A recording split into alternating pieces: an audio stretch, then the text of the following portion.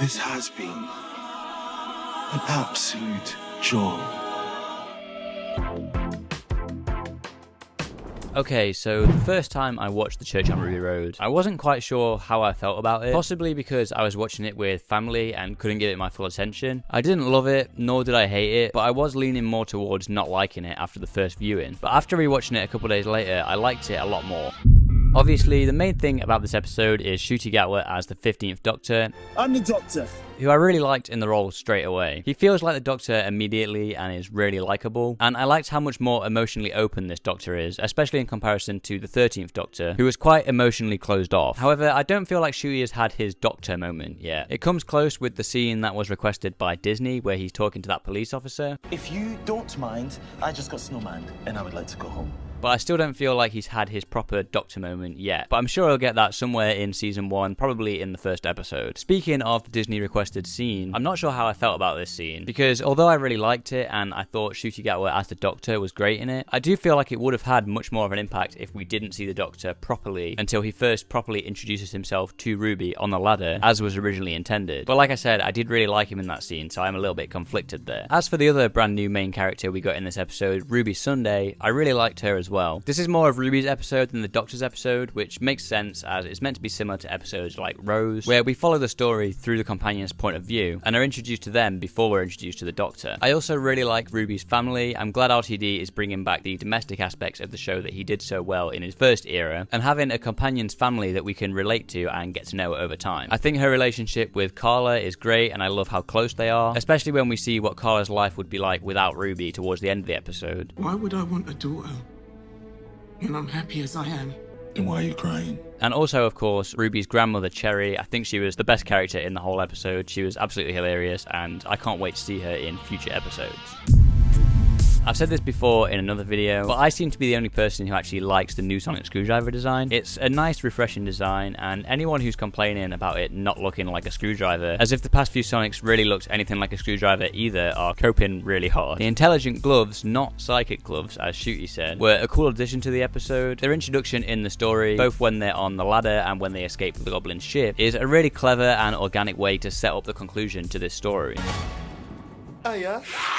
Obviously, in this episode as well, we have the Goblins and the Goblin King, which I think were a very interesting and unique addition to the show, helped by the Toymaker paving the way for more supernatural villains like this. And for that reason, I liked how they worked differently to anything we've seen before. It allows for the Doctor to have some fun moments of excitement and joy as he figures out how their technology works. Obviously, we also have the Goblin song in this episode. I had heard the Goblin song before the episode aired, and honestly was dreading watching that moment with my family. He's the Goblin King, yes, the Goblin King.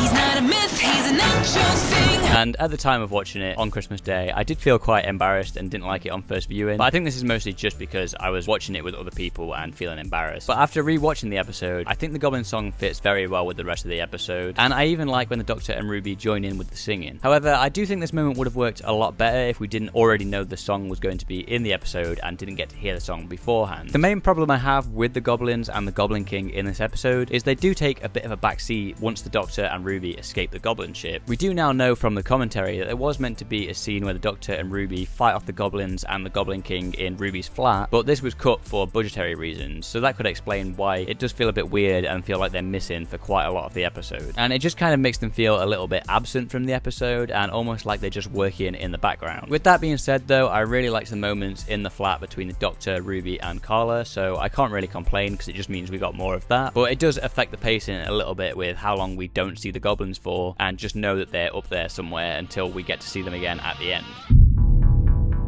Speaking of the end, the final act at the church, like I said earlier on, I liked how well and seamlessly the intelligent gloves were set up earlier on in the episode. It makes the payoff of this moment a lot more effective and climactic, and it doesn't feel like it comes out of nowhere. And like I said, it just feels like a payoff. However, I do feel like it feels somewhat out of character for the Doctor to just Simon Skinner that Goblin. without at least trying to negotiate with them or something first. But with that being said, they do eat babies and tried to abduct Ruby and eat her as a baby, so maybe it's somewhat justified. It also feels a bit weird that the goblin ship just disappears, and I wasn't sure how I felt about that on my first viewing. But then again, the goblins are a new supernatural monster that we haven't previously had in the show and are only here thanks to the Toymaker. It does also feel weird that the Doctor doesn't follow the woman who abandoned Ruby at the church, but to be honest, this moment is something we'll likely return to at some point in season 1, as it's probably a big part of the overarching storyline. Also, I haven't yet talked about Davina McCall in this episode. I think she was a fun guest star to have in a Christmas special, but honestly, her acting's not the best, which is fair enough because she is a presenter by trade. I think her death in this episode was a good way to show how much of a threat the goblins can be, and that they're not just slightly mischievous and eating babies. In a normal episode, I probably wouldn't really like the moment where the Doctor goes back to save her from the Christmas tree at the end, but because this is a Christmas special, I think it works just fine. However, I am a bit unsure of how the Doctor knew about what happened to Davina in the first place. I guess we just have to assume that Ruby told him when they were tied up or something like that, or when they were going up the ladder. Maybe there's a deleted scene for that somewhere or something. And obviously, finally, this episode ends with Mrs. Flood breaking the fourth wall directly to the camera about asking if you've never seen a TARDIS before. Never seen a TARDIS before. Which I did feel like was a little bit weird and out of place, but I guess we'll just have to see what her character turns out to be in the future. Maybe this is just something she does and we don't quite know who she is yet, but even with that being said, it did feel a little bit weird and out of place.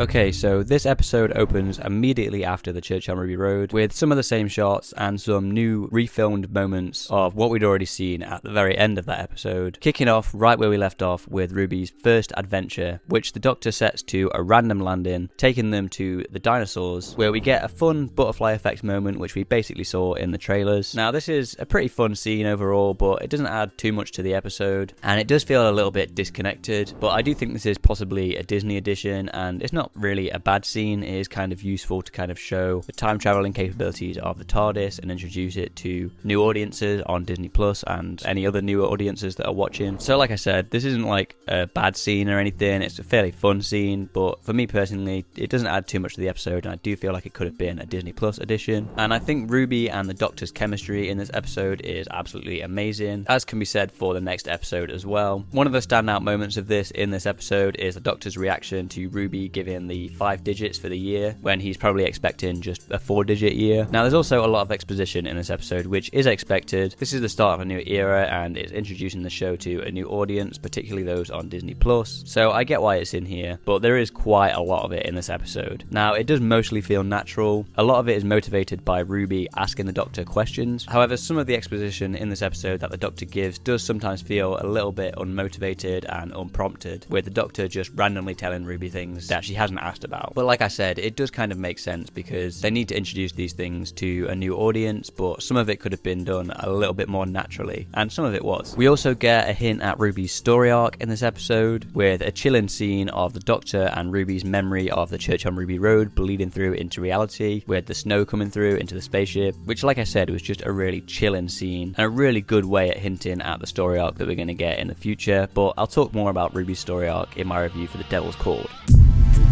So obviously in this episode we have the titular space babies, which is a very silly concept but quite a fun idea. It's definitely an odd choice for the opening episode of the season, unless you count the Church on Ruby Road as the opening episode. But then again, we did have Partners in Crime, which had Living Fat in that episode, so it's not too far off a standard RTD opener. This also allows for us to finally get a Doctor moment for Ncuti Gatwa's 15th Doctor, where he's talking to Captain Poppy, explaining to them that they haven't grown up wrong and that nobody grows up wrong, which I think is a really nice message for this episode, and like I said, a very Doctor-y moment, which I'm glad we finally got to see from the 15th Doctor, and it obviously sets up the ending of this episode quite nicely. I've seen a lot of people complaining about the CGI of the talking babies, which, while it doesn't look the best, such as the reactions on their faces not suiting the dialogue, I think the effect is done as well as it could have been. So I don't really know what people would have wanted besides them maybe talking telepathically or something along those lines, but for me personally, I don't think it looks too bad for as well as it could have been done, basically. For me personally, it wasn't too distracting, but it definitely helps that the babies take a bit of a backseat after we're introduced to Jocelyn. And talking about the space babies, the Doctor does say space babies maybe one too many times, and it did start to get a little bit annoying. We're also introduced to the character of Jocelyn, or Nan-E, who was a very fun character. I really liked the introduction of this character, at first thinking that she was just an AI, for her then to get annoyed at the Doctor and break character, telling him to hurry up. And on those same lines, the Nan-E filter allows for a lot of fun comedic moments with censoring of expletives throughout this episode as a kind of running joke. The character of Jocelyn also allows for a really nice emotional moment in this episode, where she explains why she's been hiding away from the babies, as she doesn't want to see them die or for them to see her die as well. There's also some really good political commentary in this episode, with a focus on reproductive rights, with the babies being forced to be born but there being no obligation or assistance to look after them, with Ruby making a comment that it's not unlike our world, which definitely feels like a bit of a jab at the US right now. As well as this, there's also the political commentary on refugees, with the planet that accepts refugees not coming to collect them, as you physically have to show up there. However, although I do think this political commentary is good, that is basically the extent of the political commentary in this episode. It's just a couple of lines that aren't really elaborated on throughout the rest of the episode. So they maybe could have gone a little bit further there, but I do think it was still done really well and was definitely some good moments for this episode.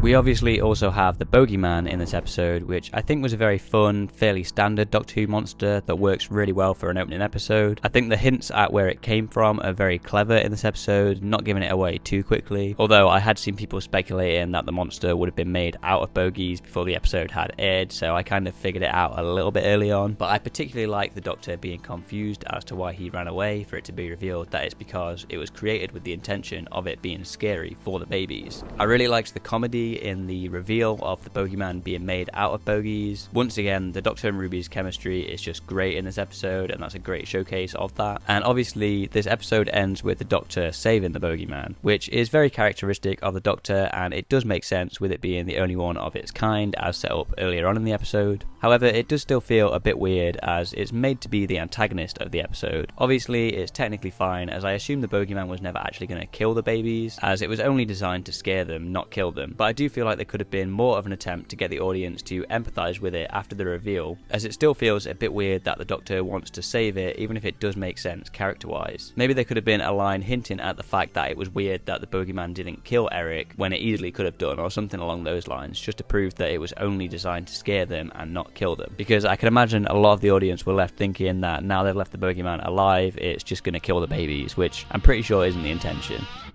Overall, I think this was a perfectly fine opening episode, if not a bit sillier than usual. It establishes the Doctor and Ruby's relationship and dynamic really well, and it also establishes the concepts of the show to new viewers in a pretty natural and organic way for the most part. Although, like I said, there are some unmotivated moments of exposition in this episode. And there's also some nice hints at the further story arcs of the season in there as well. Compared to previous RTD openers, I think it's actually very similar. In my opinion, his opening episodes usually aren't the best in terms of their plot, and this episode is exactly the same. His opening episodes are usually more about the characters and introducing the audience than they are about the actual plot of the episode, so I think this one is fairly standard in terms of RTD openers, if not a bit sillier than some of his previous ones. When it comes to opening episodes in Doctor Who, I think the Moffat era did a much better job at openers, so like I said, in my opinion, Space Babies is actually a fairly standard RTD opener. Like I said, I liked this episode for the most part, but overall it was just okay. It's definitely the weaker out of the two first episodes of this season, which obviously I'll get into more next week when I review The Devil's Chord. I think if I was to put this episode on a tier list, I'd probably rank it at C, maybe B tier at a push, but for now I think I'm going to leave it at C, and maybe I'll change it up later on when we get to see the rest of the episode.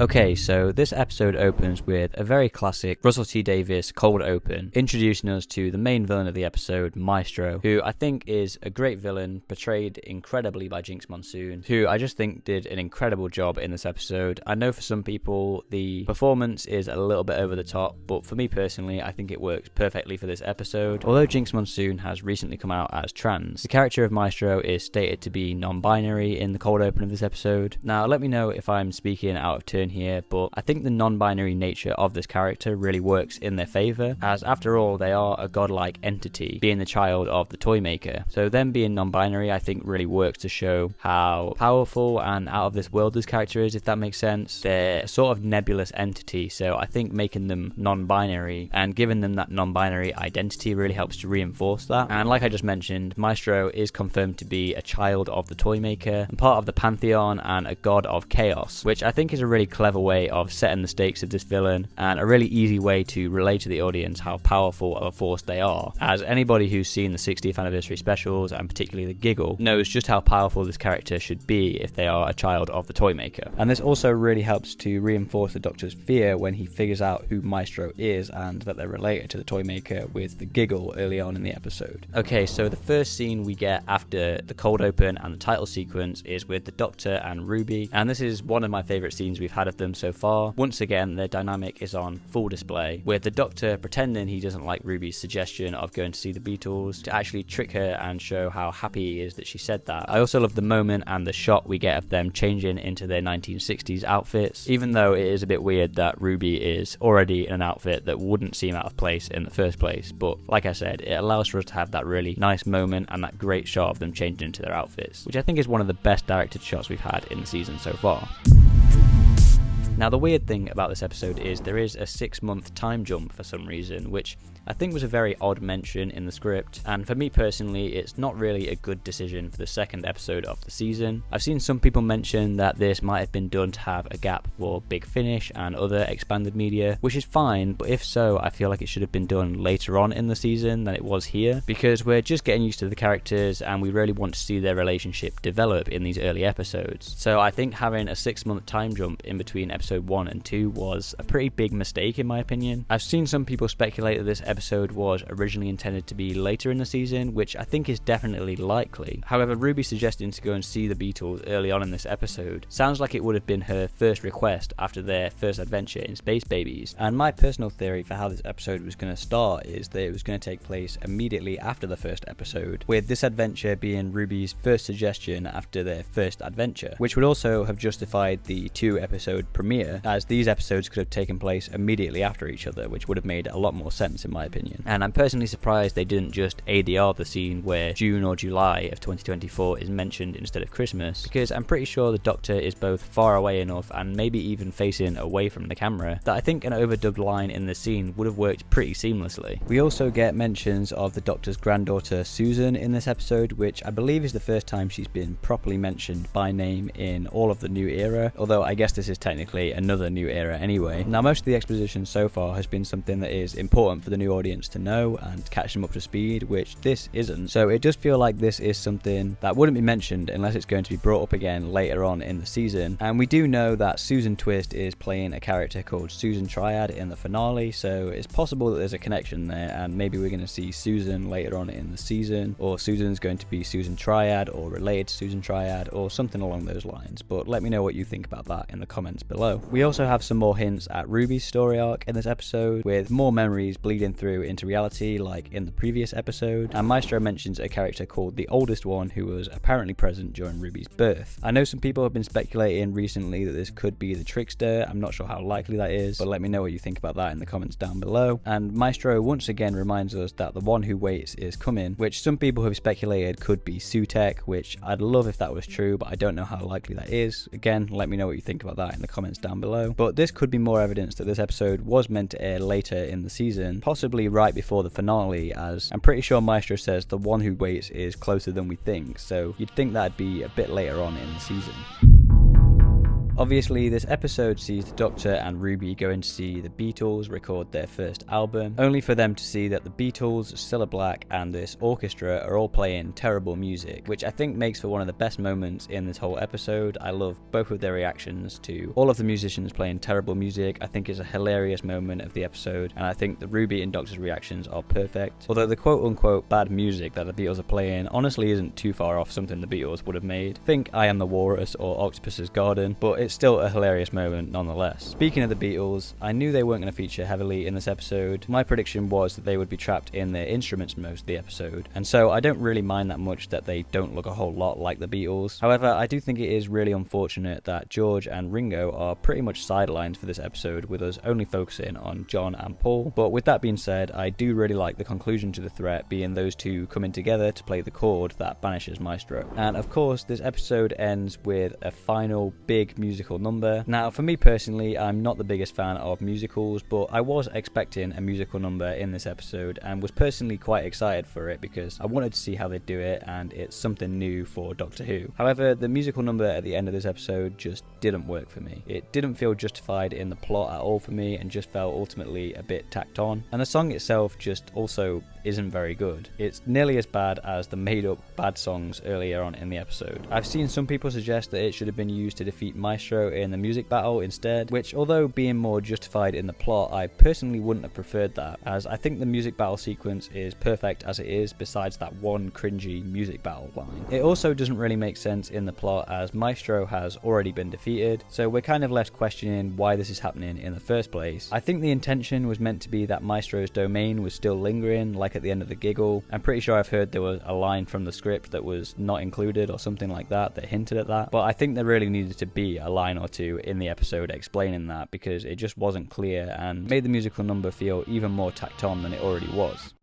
Overall, I think this was a very good episode of the show, with a great villain in Jinx Monsoon's Maestro. It is almost up there with Wild Blue Yonder for me. However, it's slightly let down by the tacked on musical number at the end, which doesn't have much of a function in the plot, and by some poor mistakes in either editing or episode placement, with that 6-month time jump and potentially other things that were cut from the episode. If I were to rank this episode on the tier list, I'm mostly thinking I'd give it an A rank at the moment, but it could go down to a B rank depending on if my thoughts on it change a little bit later on down the line, and depending on the later episodes of this season, depending on how good they are. But for now, I'm going to put it at A rank, but maybe that'll change later on down the line.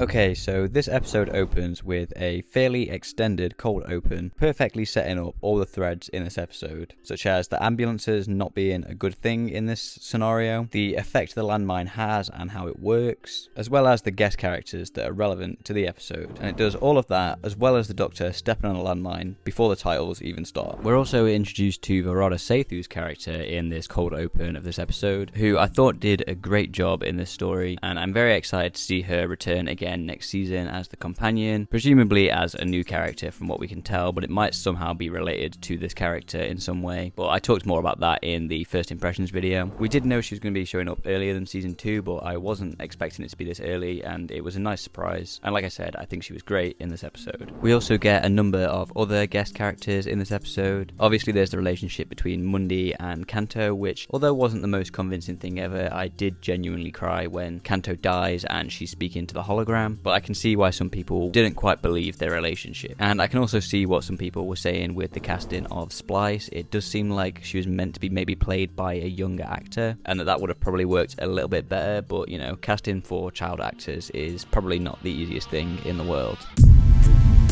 As mentioned, this episode mostly consists of the Doctor being stuck on a landmine for most of the episode, unable to move, and I just think this episode is a masterclass in tension and suspense from Stephen Moffat, particularly the moment where Splice is running towards the Doctor and Ruby has to try and stop her, as well as the moment where Ruby is shot and the Doctor can't do anything about it. I think those moments were just great and really suspenseful and had a lot of tension in them. But just overall, this whole episode was incredibly tense, and Ncuti Gatwa and Millie Gibson's performances were incredible, particularly Ncuti Gatwa, as obviously Millie Gibson, or Ruby Sunday I should say, was dead for a lot of the episode, or dying for a lot of the episode, so was out of action for quite a lot of it. And if you weren't already convinced that Ncuti Gatwa is the Doctor before this episode, you certainly should be now. Now, as mentioned, there are a number of different themes throughout this episode, one of which is the theme around AI, particularly with the ambulances and the Villain Guard algorithm, which I've seen some people aren't the biggest fan of this theme, because it seems to be suggesting that AI isn't bad bad unless it's good AI, or the AI is bad until it isn't. However, I personally didn't read it that way. I personally took this as a message of humanity over AI, with the AI of John Francis Vater representing the humanity defeating the AI, not just that his AI is a good AI and the AI can be good, but I can personally see how people read it that way instead. As mentioned in my first impressions video, I think the theme that I latched onto the most was definitely the capitalism and warfare theme throughout this episode, and the revelation of the Anglicans actually fighting nobody, they're on an empty planet, although easy to predict, was a great one in my opinion. There is of course the theme of faith and religion throughout this episode as well, with the Doctor almost criticising faith in a way throughout the episode, but I think it's nice that it ends on a positive note with the Doctor seeing the benefits of it at the end of the episode. I know a lot of people are very annoyed about the Doctor's reaction or thoughts on faith in this episode, and they think it's very out of character for the Doctor, which I can see, but like I said, he does come around to it in the end, and I think a big part of that is just that he's obviously going to be a lot more spiteful early on in the episode, whilst he's stuck on the landmine, and you know, he thinks Ruby's dead and there's nothing he can do about it, so I can kind of understand why he's more spiteful towards the other characters about faith and religion at the start, and why he's much more accepting of it at the end, when you take into consideration that he's under a lot of stress and pressure throughout the episode. So for me personally, I think it works quite well.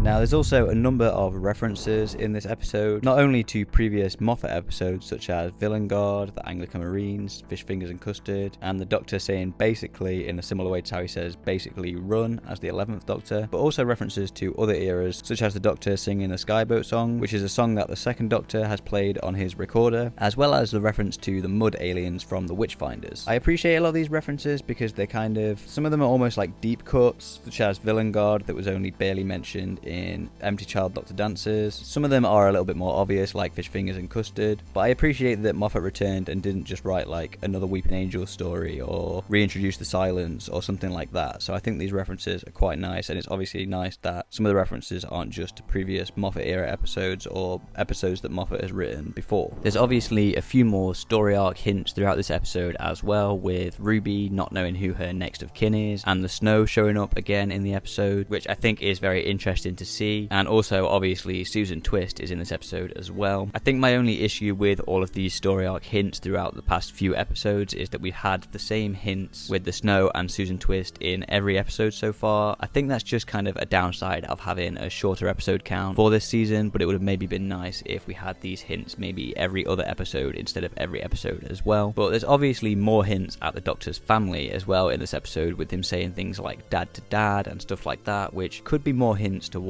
Susan returning towards the end of this season or at some point in this era, but let me know what you think about that in the comments down below. Overall, I think this episode was a masterclass in tension and suspense, and in my opinion, it's a new all-timer from Stephen Moffat. This episode explores some great themes around AI, capitalism and warfare, and faith, with some nice references to not only previous Moffat episodes, but also other episodes from both the classic era and modern eras of the show. I'd personally say this is probably my favourite episode of the 15th Doctor era so far, and in terms of the RTD2 era, it's definitely up there with Wild Blue Yonder, probably the best episode since that. So for that reason, I'm mostly thinking of putting this episode in S tier, with the potential for it to be moved down to A tier if anything in this season somehow tops this episode.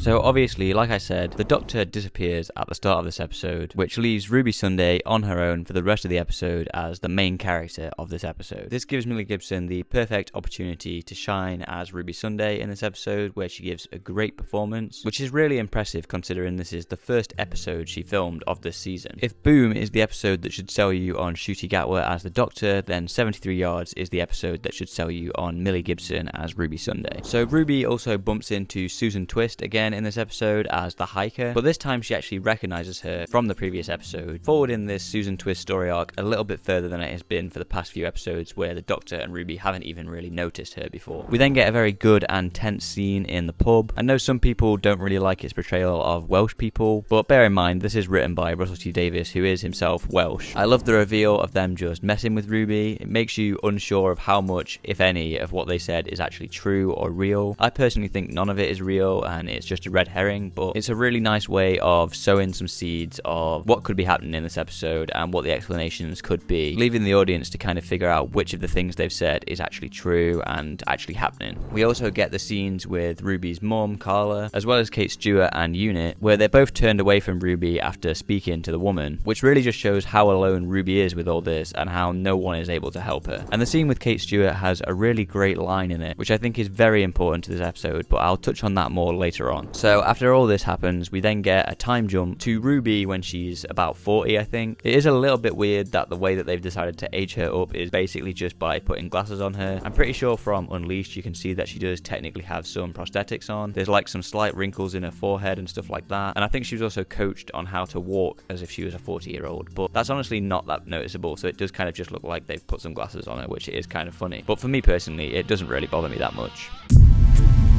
I thought Roger Ap Gwilliam was a good antagonist for this episode. My only issue is how long it takes to get to him and how little he's focused on in the episode. I know I've seen some people that aren't so happy about the whole abuse that is implied in this episode, which I fully appreciate and understand. For me, I think it really helps to show how terrible and obsessed with power he is, but I can see why those implied moments just kind of really aren't needed for some people and feel a little bit weird. In terms of Roger Ap Gwilliam himself, I think my personal interpretation is I personally like to think that he's just a normal human who is obsessed with power, and that him mentioning that his nickname was Mad Jack is just a coincidence that reminds Ruby of the Doctor mentioning him and what he did at the start of the episode. Hence why when Ruby uses the woman to make Roger Ap Gwilliam resign, she doesn't disappear until Ruby dies, as I think that's not what she was there for. I personally think there isn't actually a reason why the woman is there, but Ruby just finds one and makes one up, which I think is hinted at by what Kate says earlier on in the episode, where she says, "It's what we do, all of us. We see something inexplicable and invent the rules to make it work." However, other people obviously are going to interpret this in a different way. That Mad Jack is an entity set free by the Doctor stepping in the fairy circle that is either possessed or manifested into Roger Ap Gwilliam, which I think is just as valid of an interpretation and personally what this episode is all about. The ambiguity of elements like this is personally what makes this episode so good in my opinion, but I'll get into that more later on. But before I get into most people's main issue with this episode, I think my main issue with this episode is the pacing and the political elements that seem a little bit rushed and half-baked. They sort of come out of nowhere, and I feel like this episode could have maybe benefited from being a two-parter, especially considering you can tell that they've tried to fit a lot into this episode, and it still ended up being 47 minutes long, which is longer than all the other episodes we've got so far in this season, and they still couldn't fit a title sequence at the start of this episode, although that might have been a creative decision. Either way, I think the lack of title sequence works for this. But yeah, I do think this maybe could have benefited from being a two-parter, with part one ending with Ruby seeing Roger Ap Gwilliam on the TV announcing that he is running for Prime Minister, and her remembering what the Doctor said about him, and then part two focusing on the political elements and Ruby trying to take down Roger Ap Gwilliam.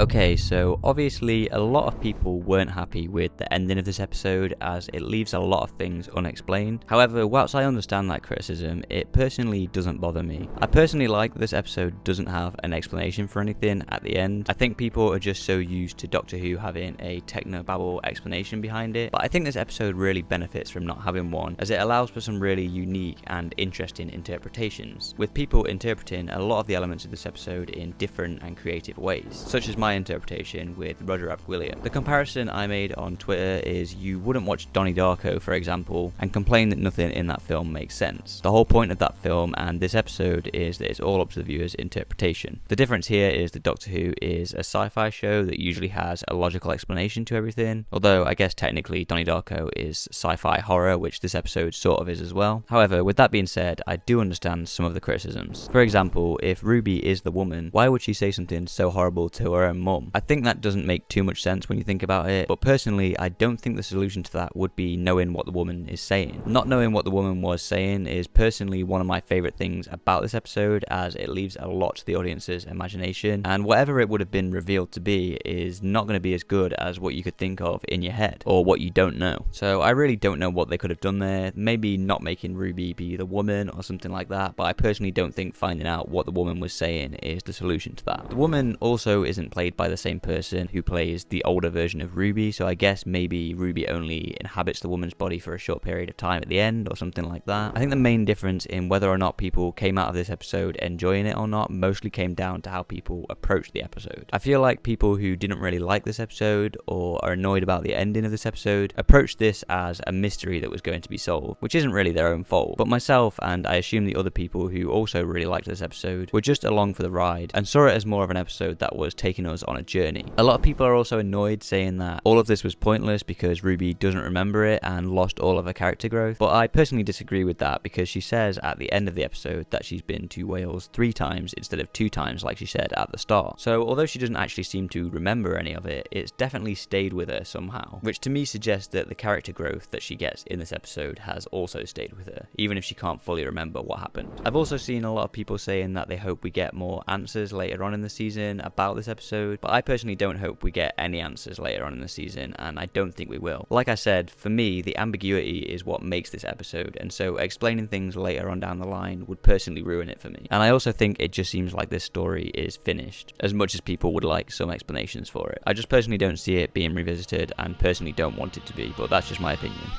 Overall, I think 73 Yards is a great episode that thrives on ambiguity. However, some of the political content in this episode does feel somewhat rushed and half-baked, and could have maybe benefited from being 2 parts. This episode leaves you with more questions than answers, which for the most part I think is to its benefit, and leaves you thinking about it long after it's finished. However, some of the questions do bring up some genuine criticisms, such as if the woman is meant to be Ruby, why would she say something so horrible to her own mum and turn her against herself? But for the most part, I think this episode wouldn't work without its ambiguity, as it leads to a lot of creative interpretations, which I think was intentional. With that being said, I can see why this episode didn't land for some people, especially if they approached it as a mystery to be solved instead of a journey, which is no fault of their own. Because of the high expectations I had for this episode, after my first viewing I was mostly thinking of ranking this episode underneath Boom, but the more I thought about this episode, the more I liked it, and after a second viewing of this episode I really loved it. So I'm now thinking of ranking this alongside Boom in S tier.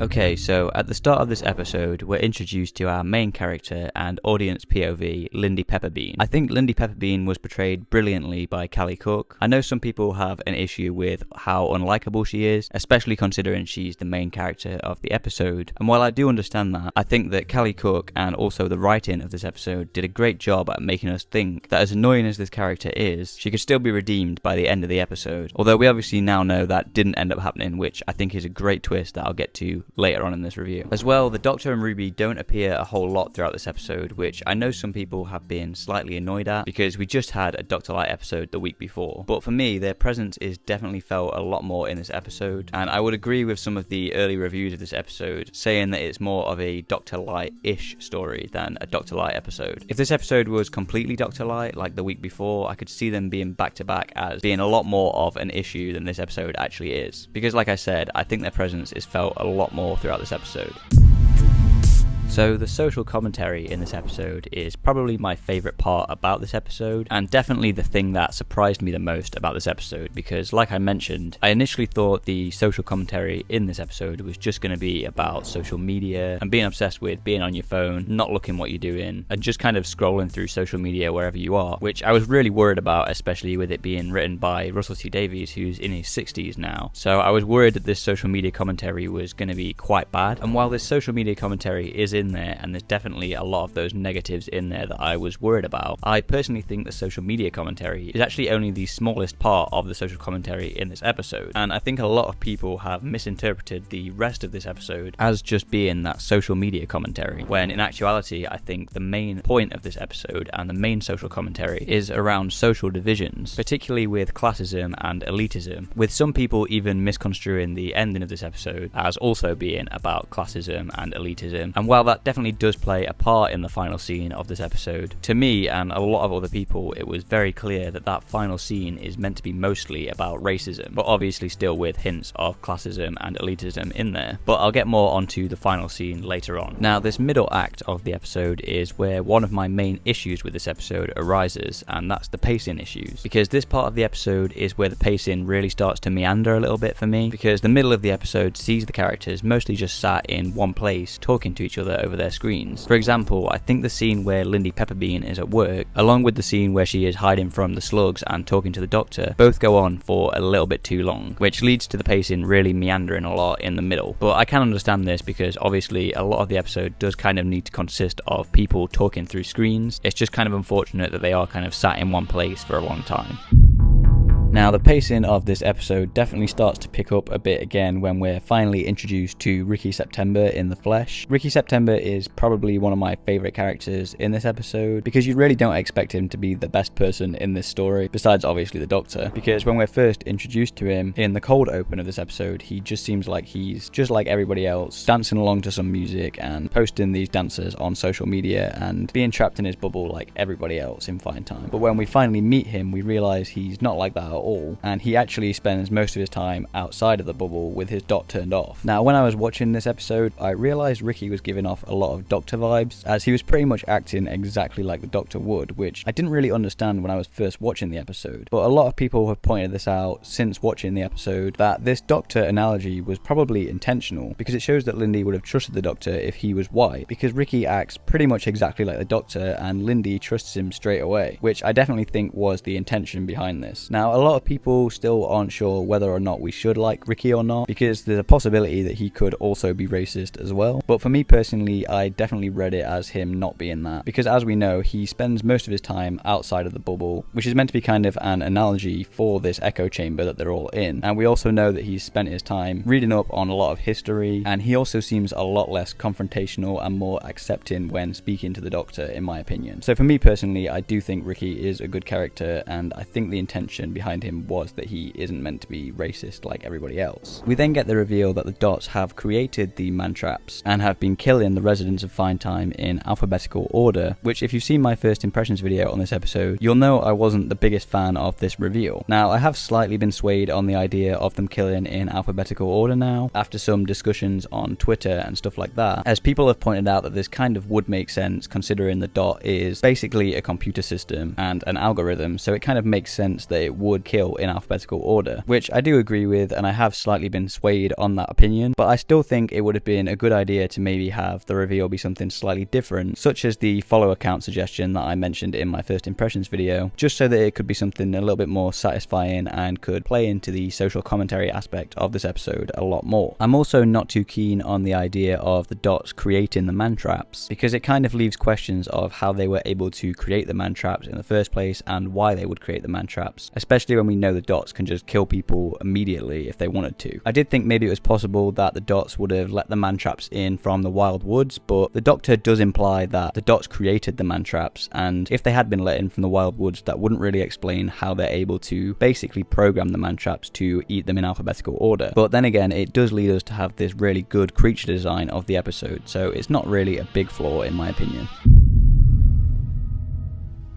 Now, we then also get the moment where Lindy basically throws Ricky under the bus by revealing that his surname actually begins with a C and that he changed it to September later on, leading to the Dots killing Ricky instead of killing Lindy, which I think is probably one of the main reasons why they chose to do the killing in alphabetical order thing, instead of having it be some other reveal that would be more satisfying to the social commentary of the episode. And this is obviously a great opportunity to show Lindy's true colours ahead of the final scene. And that leads us into the final scene, where we obviously learn that the residents of Fine Time don't accept the Doctor's help because they're all racist and they don't want to go with him because he's black, which I was surprised to find out that some people didn't actually get that that's what this scene was about. But like I said, this scene does obviously still have elements of classism and elitism in there, so I guess people who didn't see that weren't completely wrong. But for me personally, I think the racism in this scene was fairly obvious, especially with a lot of the lines about voodoo and contamination in there. And when you really think about it, and especially if you rewatch this episode, the hints about their racism become a lot more clear throughout, which I think is why this episode benefits so much with rewatchability. I think Ncuti's performance in this moment is absolutely incredible, especially considering it's the first thing he filmed for season 1, and it's definitely a defining 15th Doctor moment. It's probably the defining 15th Doctor moment of this season for me so far. I think my only criticism, and this isn't necessarily for this episode in particular, but for the season as a whole, is that he's cried in pretty much every episode he's been in so far, and while I definitely think it was incredibly warranted disappointed in this episode. I think it would have been a lot more impactful if he hadn't cried in pretty much every episode so far. I think for me personally, the episodes where it makes the most sense were definitely The Church on Ruby Road, Boom, and of course this episode. But I think if he hadn't cried in the other episodes as well as that, this would have been a lot more impactful of a moment. But like I said, that's not really criticism of this episode in particular. I just think this moment would have been a lot more impactful if he hadn't cried so much in previous episodes. This isn't me saying that I don't think this Doctor should be more emotional. I just don't think it was as necessary in episodes like Space Babies or The Devil's Chord. And if he hadn't cried in those episodes, it would have made this moment a lot more impactful for me. But like I said, this moment was still incredibly impactful for me and is definitely the 15th Doctor's most defining moment so far. In conclusion, Dot on Bubble is an episode that really surprised me. I expected it to be a boring and annoying commentary on social media and one of the weaker episodes of the season. However, although there is definitely some of that social media commentary in there, it's not the main focus of the social commentary in this episode. And I really liked the social commentary on class divisions such as class, elitism, and of course racism. And that final scene solidifies this episode as one of the best of the season for me, and a defining moment for the 15th Doctor. I wasn't expecting this episode to be ranked very highly, but after watching it, like I mentioned, I was pleasantly surprised by it. After my first viewing, I was mostly thinking this episode was a fairly mid episode with a great ending. However, after seeing some discussions of it on Twitter, similar to 73 Yards, I started to like it a lot more. And also similar to 73 Yards, I enjoyed this episode even more on rewatch and definitely think it benefits with watching it again. For that reason, this episode has become one of my favourite episodes of this season so far, which really surprised me. Because of that, I'm going to put Dot and Bubble in A tier, and I'm going to move The Devil's Chord down to a B tier.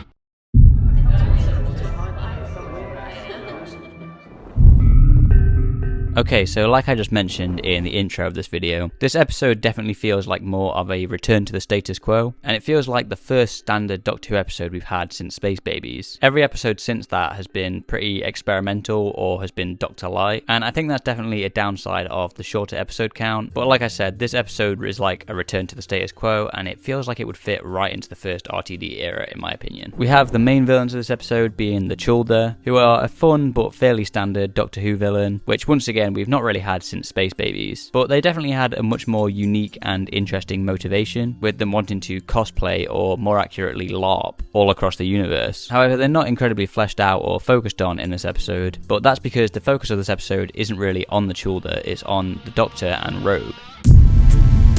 Okay, so I think the introduction of the character Rogue is done really well. I think I've heard someone else mention it in this way, I can't remember who, but it feels like Rogue is the main character in his own story somewhere, and we're just kind of entering his story. You can kind of imagine him going off already doing these different bounty hunting missions and stuff like that. So I think that really fleshes the character out nicely. There's obviously also the scene in Rogue's spaceship, which I think was really good. It was another fun scene where we learn a lot more about Rogue as a character, and although I liked the moment, I do feel like the Kylie Minogue music, the moment with that goes on for maybe a little bit too long, but I did still enjoy it, like I say. Obviously in this scene as well, we also get the moment with the holograms of the Doctor's previous faces, where we get a look at Richard E. Grant's Schalke Doctor, or what is assumed to be the Schalke Doctor, but it could also be maybe the Curse of Fatal Death Doctor. And for me personally, I don't think this really means anything. I think it is just a fun little Easter egg for people that know about it, which I think is nice. But you know, it could also maybe be hinting at different timelines or parallel universes or something like that, but I personally don't think that's what it's about. Now, I personally think the Doctor and Rogue had really good chemistry, but I can sort of agree with some people who think their relationship was slightly rushed, as it was all in one episode. However, the scene with them connecting in the TARDIS, for me, really helped solidify their relationship. It's also nice to see a scene inside the TARDIS interior in this episode, because we haven't really been inside the TARDIS since the first week with Space Babies and The Devil's Chord, and I feel like that's really been missing this season, which is weird, especially considering how large and especially expensive this TARDIS set must have been. It's a little bit odd that we haven't seen it more because of that.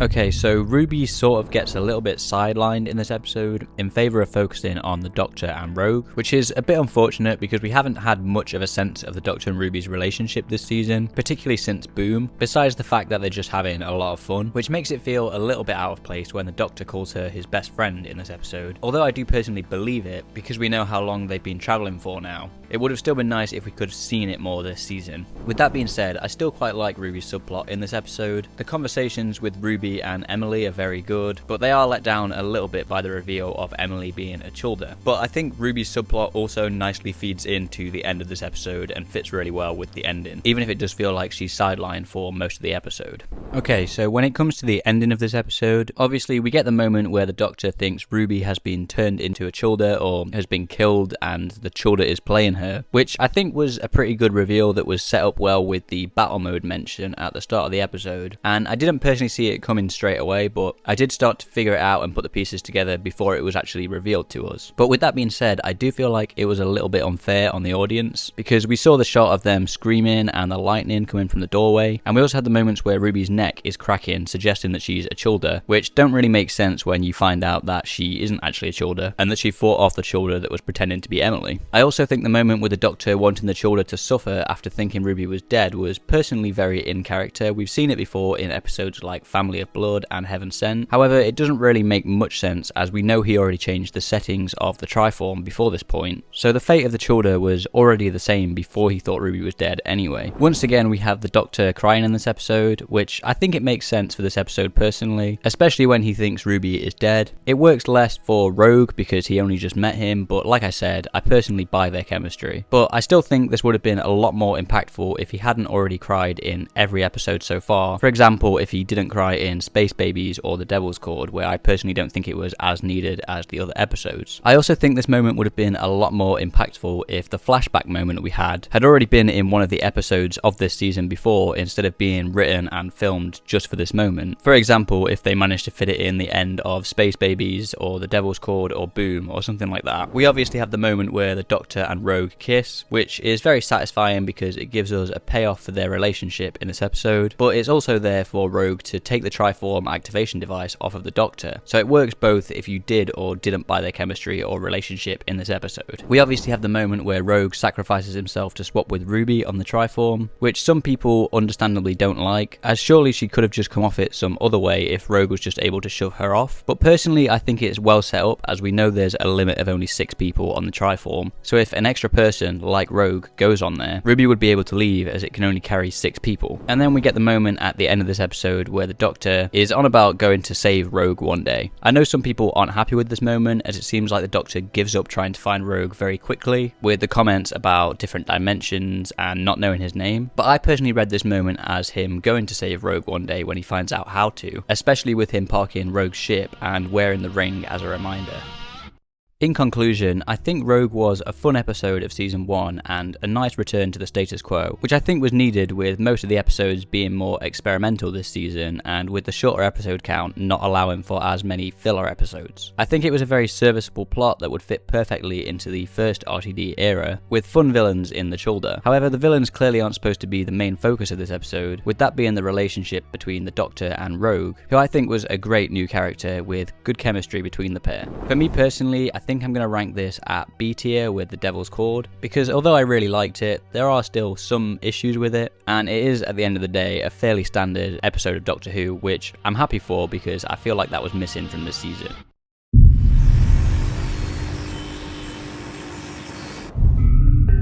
Okay, so The Legend of Ruby Sunday opens up with a red herring of S-Triad Technologies being an anagram for TARDIS technology, which I think was a clever thing to get out of the way in the cold open, as they were already expecting fans to have picked up on this, which they had, but they likely weren't expecting fans to have picked up on the correct anagram, Sutek, if you can even call that an anagram. But overall, I think this was a very clever thing to get out of the way, and to even have the unit team dismissing as something being so obvious and easy, because a lot of the audience already figured it out before this episode had even aired, and so it just shows that Russell T Davies already knew that would be the case, and it's just getting straight into it. We also immediately jump off with the Doctor and Ruby speculating as to whether or not Susan Triad could be the Doctor's granddaughter, Susan, adding to the red herrings in this episode. There's a nice moment between the Doctor and Kate Stewart where they discuss whether or not the Doctor wants it to be Susan, which I personally had hoped would lead to the Doctor choosing to go and see her at the end of the second part, which unfortunately doesn't happen. However, she still does get a mention, with him saying he'll eventually find her one day. My main issue with the Susan Triad stuff in the story is that once she's revealed to be a minion of Sutekh at the end of the first part, that is all she is throughout the whole of the second part. There's no more mention of Chord Technologies or what that was all about, and Chord Technologies was set up in the giggle with RTD hinting that it would have some huge ramifications for UNIT, but ultimately it's never brought up again, with Kate Stewart offering Susan a job at UNIT at the end of the second part, which doesn't make sense knowing she's already a tech billionaire. Ultimately, most of this first episode is just set up for the next part, which for me leads to a pace that is very meandering, with not a lot actually happening and it mostly taking place all in one location inside of UNIT, which doesn't feel really good on the pacing of the episode. The Sutekh cliffhanger is probably my favourite part of this story. Even though it was speculated that Sutekh would be the main villain of this story, I honestly wasn't sure if it would actually happen, because it was never actually leaked, just heavily speculated based on the Sutekh anagram, the dust in the trailers, and so on. RTD was definitely right when he said to film the reactions to this story, because if I did, you would have seen that I went crazy because I just didn't expect it to actually happen. I also really liked the opening action sequence to Empire of Death. However, everyone dying at the start made it very clear that there was just going to be an inevitable reset button at the end of the episode. When Kate died, I assumed it was possible that that was it for her, but still unlikely. But as soon as Carla, Cherry, and Mrs. Flood, who's hinted at having future plans, died alongside Kate Stewart, I knew that this would all be reset by the end of the episode, which definitely lowers the stakes significantly. As much as I said I loved the cliffhanger to the first episode, I think the first episode could have benefited from the cliffhanger actually being the moment where Kate Stewart dies, because it means the stakes would have felt higher at the end of the episode and shown the power of Sutekh, instead of just removing the stakes at the start of the next episode and making it obvious that there was inevitably going to be a reset button at the end. It also would have allowed for the pacing of the first episode to feel less meandering, as some of the slower moments could have been cut down to fit this moment in as the cliffhanger. As well as this, it would have also allowed us to spend more time exploring the desolation in the second part, as the opening to the second part would have been the ending to the previous part, allowing for more time for this desolation of Earth and other planets to be shown. The moments in the memory TARDIS is nice for the episode to take a bit of a breather, and I love the moment where the Doctor is screaming into the void of space, although this moment would have been more impactful if the Doctor hadn't cried in every episode so far. But it does also make it feel like this episode quickly comes to a halt and doesn't feel as large scale as it could, with us not really getting to see the desolation on Earth from a ground level and feel the stakes. We then have a bit of a time jump where we have a nice human moment with the Doctor and a woman who's all on her own and losing her memories. Like I said, this is a nice human moment for the episode, but once again it would have been nice to see more of the desolation outside of this scene, and ultimately this scene only leads to the Doctor getting a spoon to make the screen work better. We then see Roger Ap Gwilliam from 73 Yards appear on the screen, and for a second I was worried we were going to get answers about 73 Yards, which if you've seen my review on that episode you'll know is something that I don't want. Luckily this is just a small moment that doesn't ruin 73 Yards for me and ultimately has very little impact on that episode, which I'm happy about. Now I know some people are annoyed that this moment wasn't actually in 73 Yards, or even think that it may have been a deleted scene from 73 Yards, but for me this really doesn't bother me, as mandatory DNA testing is something that would be very in character for Roger Ap Gwilliam's authoritarian government, but it maybe still would have been nice to see this moment actually in 73 Yards. After the reveal of Sutekh in the first part, I was really hoping we would see a more classic Sutekh design in the second part. Unfortunately, we didn't get that, but I do think he looks a lot better in Empire of Death than he did at the end of Legend of Ruby Sunday. I particularly like the moment where he's leaning over the TARDIS like it's nothing and even spins it around at one point. With all that being said, Sutekh is unfortunately barely in the second part and his presence isn't really felt, but when he is there, he is incredibly voiced by the returning Gabriel Wolf, who absolutely still has it at the age of 91. Now, Sutekh's defeat is definitely one of the most disappointing moments in this episode for most people. I personally don't mind as much him being dragged by a big dog lead and flown through the time vortex. It's something that I think is a nice play on him being portrayed as basically a big dog, and is well set up with the reintroduction of the intelligent gloves and the introduction of the intelligent rope earlier on in the episode. And it also leads to some nice visuals as they're flying him through the time vortex, with the Doctor shouting to him through the TARDIS doors. However, it's definitely odd that they decided to defeat a villain who has been set up to be so powerful in this way, especially when we know that sending Sutekh into the time vortex is how the Fourth Doctor originally thought he had defeated him in the first place, which ultimately ended up not being the case. I also think the explanation for how everybody is brought back to life is very half-baked and not well explained, leading to it ultimately just feeling like a big reset button that magically brings everybody back to life. I think Ruby's mother being revealed to be an ordinary person was definitely the right way to go, and was what I was hoping for. It's a good response to the terrible decision Star Wars made with with The Rise of Skywalker by reversing the decision of Rey being a nobody and instead making her a Palpatine. But this does ultimately lead to some questions about things that were set up previously in the season relating to Ruby, such as it snowing around her whenever she thought about the night that she was abandoned, and why her mother was dressed in a cult-like robe when abandoning her at the church on Ruby Road. The moment where she points at the street sign is also very laughable, especially when it was established as being a changed memory earlier on in the season, and the sign not even being visible in the scene in the church on Ruby Road. Ruby's exit is one of my favourite scenes in this episode, and gives a perfect excuse as to why she needs to leave the show, at least for the time being, because as much as she wants to continue travelling with the Doctor, she has more important things going on at home. However, this moment is let down by two things for me personally. Number one, we really haven't had enough episodes or screen time with these two to really establish their relationship and chemistry, with this season only being 8 episodes long and them not always being together in a lot of the episodes. And number two, the Doctor crying, although warranted in this particular scene, is made less impactful due to the fact that he's cried in every episode up until this point, excluding 73 Yards, which he was barely in. And as mentioned earlier, I also think it would have been nice if the Doctor went to see his granddaughter Susan after this moment, as it would have made all the Susan teasing in the previous episode feel a lot less like just a red herring, and more like something that was linked to the themes and arcs of this season, and would have felt like a lot more of a satisfactory payoff to her mentions in both the Devil's Chord and the previous episode. Overall, although I seem to have enjoyed this finale more than most people, it still isn't perfect and is definitely RTD's worst finale yet. Despite the incredible cliffhanger, the first part is mostly set up with a meandering pace, with the second part, although being a fun ride, ends with an unsatisfactory conclusion with the defeat of Sutekh and the reveal of Ruby's lineage that in some ways leaves more questions than answers. If I were to rank these episodes, I'd probably put The Legend of Ruby Sunday at B tier, with The Empire of Death at C or D tier. Okay, so this episode opens with the pre-title sequence, which was what we got in the first preview, I believe at San Diego Comic-Con earlier this year, which was a fun way to open the episode, even if I slightly clocked out at that point because I'd seen that clip many times because of breaking it down for the channel. But I like how after this pre-title sequence and after the title sequence itself, we then actually jump back a little bit and we're kind of telling the story in a kind of non-linear approach, which kind of happens a bit more throughout this episode as well, although the kind of non-linear storytelling towards the end of the episode is more to do with kind of the time travel aspects than them just choosing to tell it out of order. But it was something I kind of appreciated about this episode, at least for this first scene, although I do feel like that non-linear approach later on in the episode does slightly affect the pacing a little bit. But to be fair, I've only really fully watched this episode once at the point of this first initial review, so that might change when I watch it or rewatch it later on down the line. We're then introduced to the Time Hotel, which is a very cool and fun location for this episode for a fun little Christmas special. And having them celebrating Christmas everywhere all at once is a nice fun little Christmas twist to an episode that overall doesn't feel all that Christmassy, besides that kind of Christmas deal that they're doing at the Time Hotel and obviously the whole stuff with the star and stuff like that at the end of the episode. We're also introduced to Trev, who was a character that I really liked in this episode. I've seen Joel Fry before in Our Flag Means Death, and he's one of my favourite characters in that show, and I think he was also great in this show,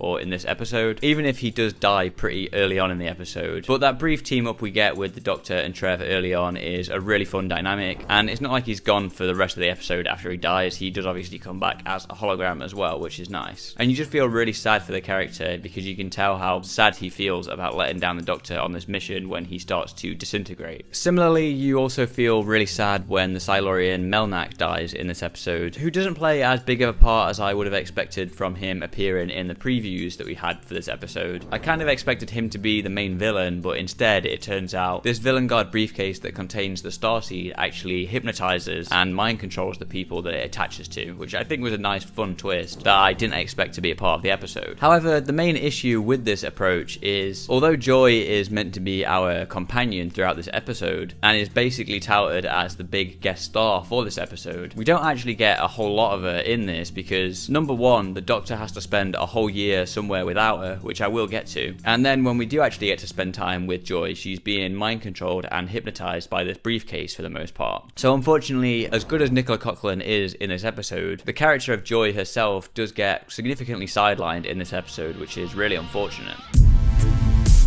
But obviously this isn't a problem for a lot of people, as we do also have the character of Anita, which is a character that people have been loving from what I've seen on Twitter and stuff like that. I don't think I've seen a single person say a bad thing about the character of Anita, because obviously there's this moment in like kind of the midsection or maybe towards the beginning of the episode where the Doctor has to spend a year staying and working at the normal hotel, the Sandringham Hotel in London, whilst he waits for another door of the Time Hotel to open a year later. Now obviously a lot of people, like I said, have loved the character of Anita, and while I did like the character of Anita, I don't think I enjoyed this part of the episode as much as a lot of people I've seen online did. Obviously I really liked Anita just like everybody else, but this part of the episode to me does feel like a bit of a weird detour from the rest of the episode that kind of messes with the pacing and kills the episode dead in its tracks to kind of have this fun little relationship between the Doctor and Anita take place, which like I said I do enjoy, but it does feel like a bit of a detour from the rest of the episode. And obviously with, like I mentioned earlier on, Joy already being sidelined in the episode because of her being mind controlled and hypnotized, her also being taken out of the episode for this whole year of the Doctor living in Sandringham Hotel doesn't really help that, unfortunately. But yeah, it does lead to this great dynamic between the Doctor and Anita, so there is some positives there, and it does ultimately make sense as we need an excuse for the Doctor to figure out this code for the briefcase and figure out what's going on with the starseed. But like I said, I just think unfortunately it is a bit of a detour from the episode itself and kind of messes with the pacing a little bit in my opinion, but maybe that'll change when I rewatch this episode a bit more. And although like I said I do like Anita much like everybody else I've seen, for me personally I still actually think the emotional scenes between the Doctor and Joy and the Doctor and Melnak the Silurian were actually more impactful to me than the moment of the Doctor leaving Anita personally, which I think a lot of people are probably going to disagree with me on that. And then obviously in this episode we have a great moment from the Doctor, which I think Stephen Moffat had previously hinted at in the commentary for Boom, where he said we're going to get some moments of this Doctor being really mean, which I was very excited to see. At first I had thought this is going to be a moment between himself when we've got the two different Doctors, which we do kind of get a bit of him like arguing with himself and being a little bit mean, but clearly this was actually referring to the Doctor being mean to Joy to snap her out of this trance that the briefcase had her in, which I think was a great moment between the pair. Like I said, I just wish we would have got more of those two together and Joy actually being herself. But that moment between the Doctor and Joy was a great moment, and the reveal of why Joy doesn't like Christmas was really heartbreaking, and now I guess COVID is officially confirmed as part of the Doctor Who universe. Even if it's not specifically mentioned, it's clear that that's what it's about, and there's a nice little jab at the Tories in there.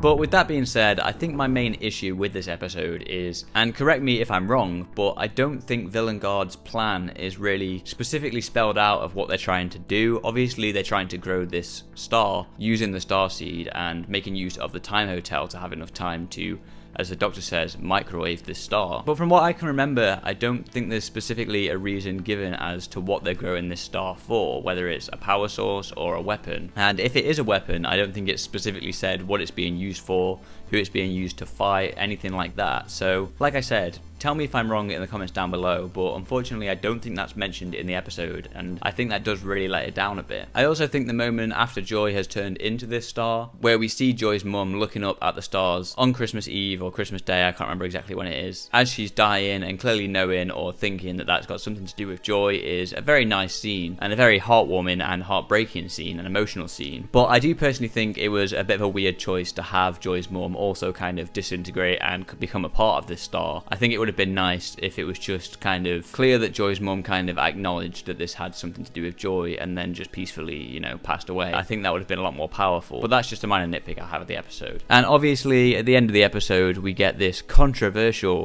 moment, or, you know, a lot of the reviews or early reviews for the episode were saying that there's a controversial moment in this episode, and a lot of people had guessed that it was probably going to be something to do with the North Star and, you know, its relation to like the birth of Jesus and the nativity and stuff like that. And I thought that that was a big possibility as well, and as soon as we got the line early on in this episode where the Doctor said something about no wonder there's no room at the inn, I knew we were going to get something about that in this episode. I knew those guesses were right. But this big controversial moment in the episode is a reveal that the location where Joy became this big star was Bethlehem on the night Jesus was born. And it doesn't really go any further than that. I was expecting, with all these early reviews saying that it was such a controversial moment, that it would have gone even further than that, and, you know, we we'd see kind of the Doctor trying to get to one of these inns or something like that. Maybe we'd see like baby Jesus himself or something along those lines. But really, it is just a little nod, if not a bit of an obvious one, at the nativity story itself. And if it went any further than it actually did, I think maybe it could be seen as controversial or maybe a little bit cringe. But I think they went just enough with it where it's just like a little cheeky nod at that kind of Christmassy reference, and nothing in my opinion that was too controversial really. I think the only issue I really have with this moment is I think they should have left out the title card at the end where it says Bethlehem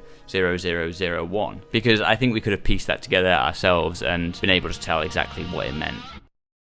So, the Robot Revolution opens with a cold open that for me personally seemed a little bit rushed and a bit choppy, but this is probably the only pacing issue I have with the episode, which I'll discuss more later on in this video. Also, seeing the Doctor just wandering around without interacting with Belinda felt a little bit weird, but it does make sense considering he needs to meet her later on in the episode instead of in this cold open when she's working at the hospital. But something about it did just feel a little bit weird to me, even though it makes sense for the story as a whole. I've also seen a lot of people point out that the Doctor quite likely killed a lot of people in the hospital by shutting off their power, but to be fair, as far as I know, most hospitals do have backup generators just in case a power cut does happen, so it's probably fine. But that is a funny moment in the episode that was a little bit weird. Okay, so also as part of the cold open after this hospital sequence, we obviously get the robots coming in to kidnap Belinda Chandra, with one of the robots killing a cat, which was a bit of a weird moment, and it's kind of weird that I had such a negative reaction to this moment in this episode considering a lot of people die in this episode. But all I can think is just imagine if this was a dog instead of a cat. For some reason I just don't think they would do that, but at least they don't actually show the cat before it's killed, because that would maybe have been a step too far. But I did think that was a bit of a weird moment. But like I say, a lot of people die in this episode and no one's really bothered about that, besides one particular character which I'll get into later on. We obviously have Mrs. Flood as well in this cold open, who's now Belinda's neighbour, which is an interesting development. I'm still not too invested in this mystery, especially after the revelations at the end of season 1, but I did love her lines and delivery in this particular moment, and how clearly none of this is phasing her. Like, she doesn't care that there's robots coming down and kidnapping Belinda. And I do think the "you ain't seen me" line is probably the best fourth wall break Mrs. Flood has had so far, or at least my favourite. But let me know what you think about that in the comments down below.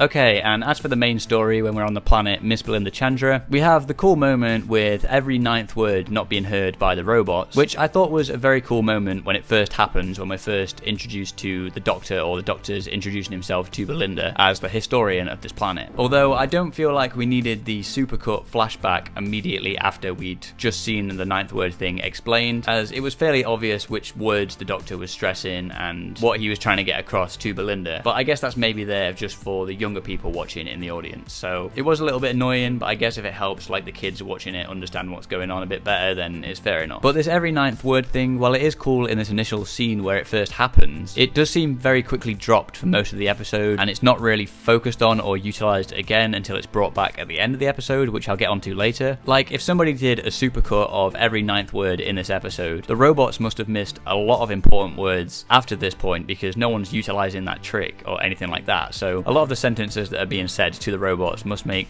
not that much sense to them, or maybe some important words are left out of some of those sentences if someone went back and kind of figured out what words were missing. So it is kind of weird that it's kind of dropped until it comes back later on in the episode. Obviously we have Sasha 55 in this episode as well. First of all, a lot of people were saying that she's badly acted, which I personally don't agree with. She does seem a little bit off when she's first welcoming Belinda to the planet, but that is because she's putting on a facade, so I don't personally think this character's portrayal was all that bad. But we also don't see much of it anyway, so there wasn't much opportunity for the actor to kind of sink their teeth into or anything like that, but I personally don't think the acting was that bad. Obviously we do then have the moment where Sasha 55 is killed by the robots, which was very obviously telegraphed to the audience that she was about to die when the Doctor was promising her a trip through the stars after they've defeated the robots. Like, I'm pretty sure everybody saw that coming when that moment happened. And while it makes sense for the Doctor to have such a strong reaction to Sasha's death, because obviously he's known her for 6 months at this point, she's basically been his companion since he landed on this planet, it does feel weird for us as an audience that it's given that much attention considering we've only known her for about a minute or two. And obviously people already have an issue with the Doctor crying a lot in this era. I don't personally have an issue with him crying, but it does make me worry that more emotional moments won't be as impactful when they happen later on in the season because of it. And like I said, with this moment in particular, although it does make sense because of the Doctor's connection to Sasha 55, we've not really had that connection with her at all because we've known her for about a minute or two at this point in the episode, so it doesn't really work as an audience, even if if it does kind of make sense in the context of the story. But it doesn't bug me that much, and at least it's not brought up too much, or at least the crying aspect kind of happens once, and then, you know, it's brought up again for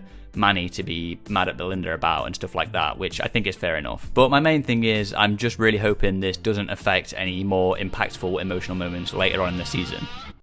Obviously, the big part of this particular episode and the start of this season is our introduction to Belinda Chandra, who I really like in this episode. We get a moment quite early on after they've escaped the robots and they're in the Undercity, where the Doctor starts trying to explain the stuff with the star certificate to her, but Belinda's more focused on making sure that she's using her nursing skills to help people that are injured in this kind of makeshift hospital area. And I think that's a good way to show what her character is like and what her priorities are, and that she really cares for other people and is a selfless person. And I think she has some other great moments in this episode, such as telling the Doctor that she can stand up for herself and giving herself up to the robots to save everybody else. That does have something to do with the Polish robot, which I couldn't go through this review without talking about. Not only is the Polish robot a fun and cute robot, but it also very cleverly sets up a few things in this episode, such as the Doctor shutting down the robot so the robots can't track them down and follow them, for Belinda to then turn the robot back on to give herself up to the robots, which for me personally, I thought that's very clear that that's what she was doing. But I've seen a few other people with like reaction videos, and I think also my girlfriend kind of was wondering why Belinda was doing that, why she was turning the robot back on. But for me personally, it was pretty obvious that she was trying to give herself up to the robots to save everybody else. And then obviously the robot comes back again in the AI generator room to help the Doctor give the star certificate to Belinda. So like I said, not only was this robot a fun, cute addition for the story, but it does really help progress the plot in quite a natural way as well, and allow for a few things to happen in the episode in quite a natural way.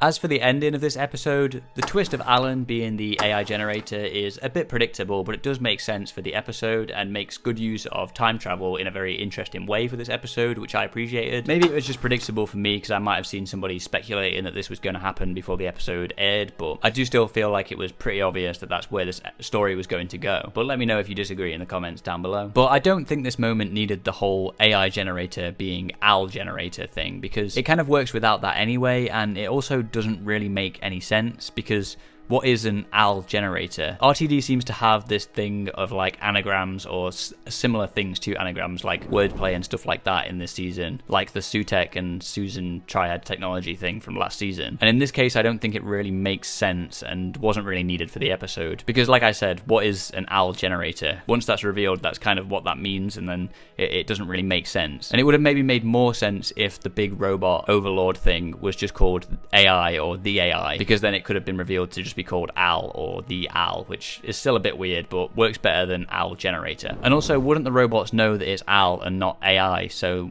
why are they still calling it the AI generator? It's a little bit weird, but I guess it's not like a big problem with the episode. It's not a huge issue I have. I just thought it was a little bit weird. Also, I've seen some people in some reviews and discussions about this episode talking about how this character, this machine being called the AI generator, makes the commentary of AI not very subtle and very heavy-handed, to which I would say, what commentary? There isn't any commentary on AI in this episode besides the big machine being called the AI generator. So they probably shouldn't have really called it that, because it does kind of make you think that they're going to do some commentary on AI, and then they just don't. Like, commentary on AI can't be heavy-handed if they don't do any commentary on it. So I don't understand why I've seen people saying that this is very heavy-handed commentary on AI when there isn't any commentary on AI in this episode at all, at least as far as I can tell. Also, one of my big issues with this episode, and particularly the ending of this episode, is Alan's demise, because it kind of has some sort of mixed messages of what it's trying to get across and convey in this episode. Obviously, we're led to believe and shown that Alan is a bad person, which he is. He's not a great guy. He is basically an incel, like they say, and he's a very controlling person and was a controlling boyfriend to Belinda. So we're obviously not supposed to like him. But then they bring back the every ninth word thing from the start of the episode to try and make him a more sympathetic character. So the episode's kind of giving mixed messages of whether or not we're supposed to like this guy or hate this guy, which makes it especially weird when he dies or gets turned back into a sperm and an egg and gets swept up by the Polish robot, with the Doctor and Belinda kind of laughing about it and celebrating, because I guess that would kind of make sense if we're only shown that he's a bad guy and led to believe that he's a bad guy. It would still maybe feel a bit out of character for the Doctor to be celebrating that, but it would kind of make sense. But then they also try and make him a little bit sympathetic as well, so it's kind of very mixed messages, I keep saying, I guess, from the episode, to kind of show both aspects and kind of make him sympathetic, but also we're not supposed to be empathizing with him at all. It's very weird. Like I said, I think the only pacing issue I have with this episode is the cold open, which seems a little bit rushed and choppy, because I actually like how quickly the main story in this episode wraps up, because the plot isn't really the main point of this episode, and the main story wrapping up this quickly allows us to have more of this moment between the Doctor and Belinda in the TARDIS at the end of the episode, which was a scene that I really liked, and I like that we kind of slow it down a little bit for the end, and it doesn't just end so abruptly like many of the episodes last season. And although I don't like how they're drawing attention to Belinda looking like Mundy Flynn from last season, because I really don't think it needs to be a mystery, I do like that it allows for Belinda to have this great moment where she puts the Doctor in his place, with him scanning her DNA without her consent, and him just assuming she will travel with him and solve this mystery with him, which she clearly doesn't want to do. So I did like that moment between the pair, and it just gives us a good sense of Belinda's character and the new dynamic between this Doctor and companion pairing, and that there's obviously going to be a lot more conflict between them than there was with the Doctor and Ruby last season, which I really appreciate, and I'm excited to see if that sticks around for the rest of the season and they don't just immediately become best friends next episode. And obviously at the end of this episode we have a cliffhanger with the Doctor not being able to get Belinda home, which is a great mystery and a great running through line for the season. And that shot that this episode ends on is also a great cliffhanger and a very impactful moment that really gets you excited for the finale of this season and what's going on, which is something I also remember seeing in a lot of the promotional material. I think it was like the TV spots and stuff like that, and I didn't actually expect this to be in the episode itself, so it was cool to see, and like I said, it's a very impactful cliffhanger for the season as a whole.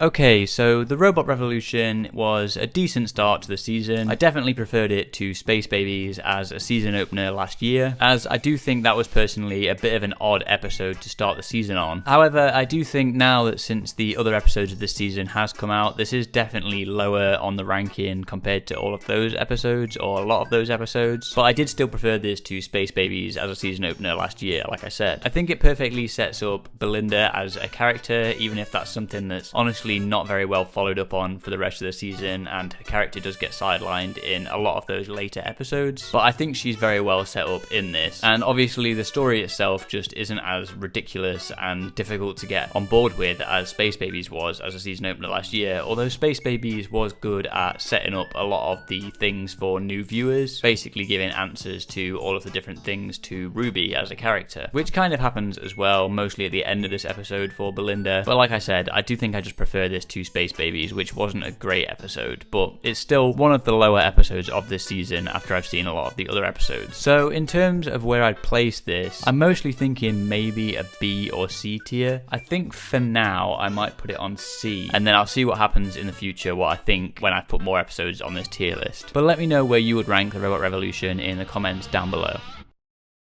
Okay, so the cold open for this episode was a very typical but also great Doctor Who cold open. I love these cold opens where we get to see something that's happening before the Doctor and companion have landed, similar to what they did in The Devil's Chord as well, which was another strong opening for that episode. I also think the first third or maybe first half of this episode is incredibly well paced, especially in an era of episodes where it feels like not many of them have had time to breathe and kind of go by very quick and very rushed and almost seem like there's been too much cut out of them. But there are still some pacing issues I have with this episode, which I'll get into later on. But like I said, the first maybe third or first half of this episode I think works great. I think Belinda is once again great in this episode. I appreciate that they haven't just immediately dropped how she wants to get home, as that's obviously a big part of this season and was obviously a big part of her character and a big moment between the Doctor and Belinda at the end of the last episode. It feels natural that even though she still wants to get home, after hearing that they've landed in 1952, she still would want to go outside and have a look, because she'd obviously be interested in doing that. She wouldn't want to miss that opportunity, so I think that works really naturally. And obviously she still wants to go home after she finds out the vortex indicator has finished doing its thing, so her desire to go home is still present, which is really nice, and I'm glad they haven't just dropped that in this episode so that they can just carry on having adventures for the rest of the season. I also appreciate how this episode addressed racism. Obviously it isn't the focus of this story like something like Rosa or Dot and Bubble, but I appreciate that they still chose to acknowledge it here. And I like the moment where the Doctor and Belinda discuss this, because the Doctor almost dismisses it immediately like he's done in the past. Shakespeare Code comes to mind. But I appreciate that Belinda clearly isn't a fan of this and pushes back against it, because besides Dot and Bubble, this is still new to the Doctor, but for Belinda, she's always been a person of colour. She was born that way and has likely experienced racism for her whole life, whereas this is still kind of new to the Doctor, besides, like I said, Dot and Bubble. And obviously he's dismissed it in the past, so I guess he's kind of doing that out of habit, not really even thinking about how it affects him now as well. And it's just generally nice to see somebody pushing back against the Doctor on this when in the past, like in the Shakespeare Code for example, he has just dismissed it with like Martha Jones and stuff like that, which did feel a little bit weird when that happened. So I appreciate that it hasn't been done again, but obviously once again it isn't the main focus of this story, but I do still appreciate that they did address it in this episode, and not even just once as well, it does come up again later on.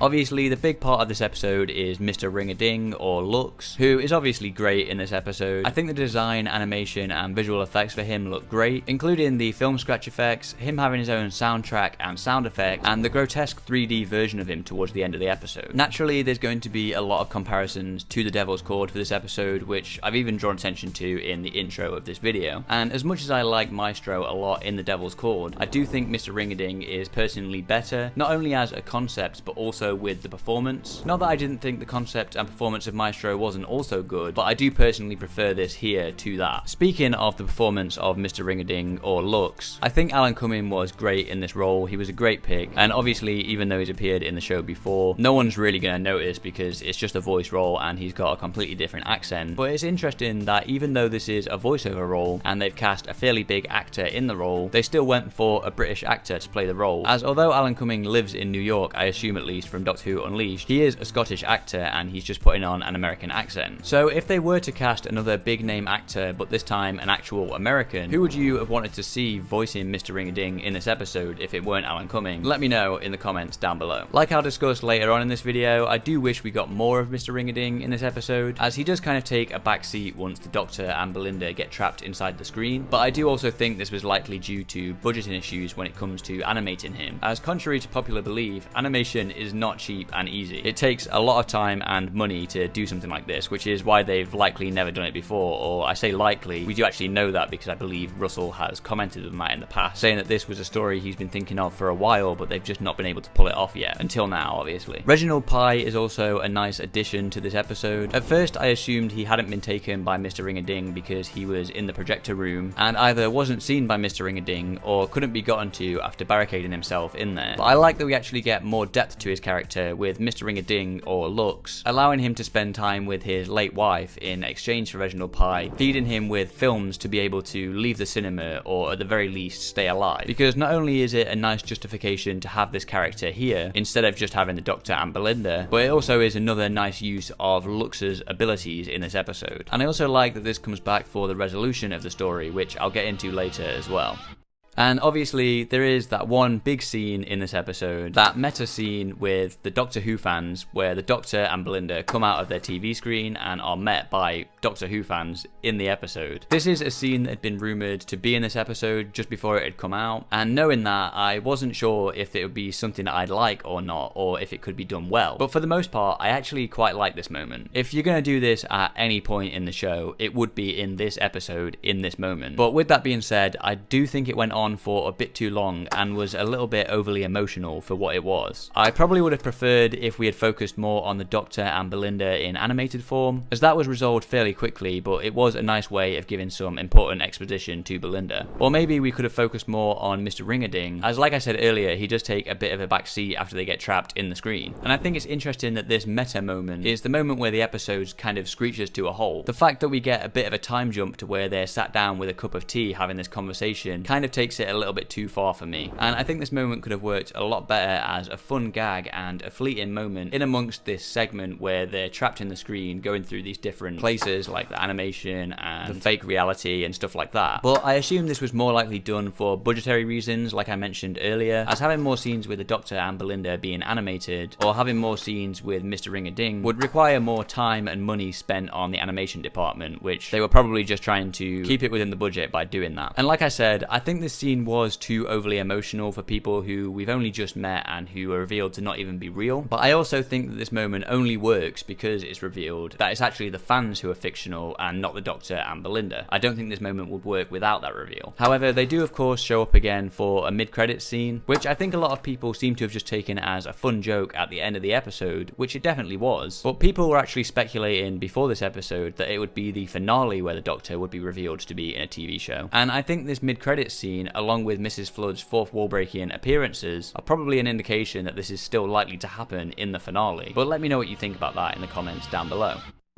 I can understand why the resolution of this episode might feel a bit anticlimactic or unclear for some people. For me personally, I think it works, and I think it's clear that Lux's motivations haven't changed last minute, or he isn't being destroyed by the light, which it could come across that way. He's just becoming way more powerful than he was trying to be, to the point where he's spread so far across all of light in the universe that he basically has no power to do anything besides just existing. And I personally think that is a really nice resolution, which if anything maybe happens a little bit too quickly. Obviously the resolution to this episode kind of isn't done by the Doctor himself, which I know a lot of people did have some issues with in previous episodes where the Doctor isn't responsible for resolving the plot, but at least in this episode he does give Belinda the hints that she needs to put that into motion and get that going. And like I hinted at earlier, it is also very well set up with the stuff with Reginald Pye's wife earlier on in the episode and her kind of convincing him to help and kind of meet her, I guess, in the afterlife or something like that. So I do think it personally does work, even if the Doctor isn't doing it himself. But I mean, he is trapped and his life force is being taken, and he does at least give Belinda the knowledge that she needs to get that done. So for me personally, I think that does still work. Mrs. Flood obviously also briefly appears at the end of this episode, and I think it's intentional that she's only here for a little bit, as well as being important that she's appearing in a different time and location to where we normally see her, as the Doctor kind of isn't really allowed to notice her yet, as I assume the big moment that's been hinted at for the end of the Interstellar Song Contest is likely going to be the Doctor recognizing and noticing Mrs. Flood and realizing that it's not right for her to be there, as so far he's only seen her as a normal human in modern day Earth as Ruby's neighbour. So I don't think we're really going to get much interaction between the Doctor and Mrs. Flood in future episodes until maybe the end of episode 6. Obviously, as I previously mentioned as well, we do have that mid-credit scene with the Doctor Who fans still existing at the end, which, like I said previously, I think is very intentional and isn't intended to only be a fun joke at the end of the episode, but along with the appearances of Mrs. Flood is likely meant to hint at some more meta elements for the finale of this season. But let me know what you think about that in the comments down below.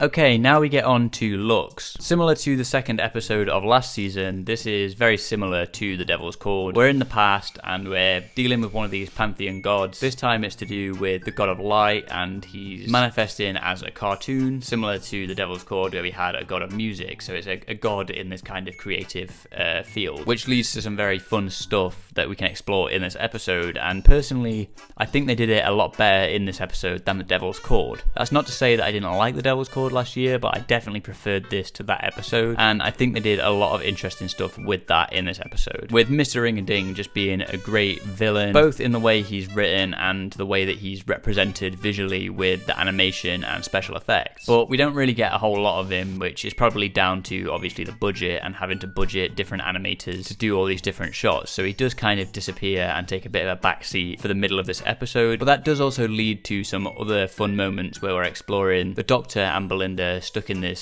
cinema screen, and a fourth wall breaking moment that I'm surprised I actually quite enjoyed, where we get to see some Doctor Who fans, even if it did maybe go on for a little bit too long for me. And obviously they come back at the end of this episode, which I thought was going to also have something to do with the finale at the time, which it didn't, which was interesting, but I still don't mind that little gag at the end with the post-credits scene. So this is probably one of my favourite episodes of this season. I'm debating whether or not to put it in A or S tier at the moment. I think for now I'm going to put it in S tier and just see if that feels right to me when we put some more of these episodes in the tier list. But let me know where you would rank Lux in the comments down below.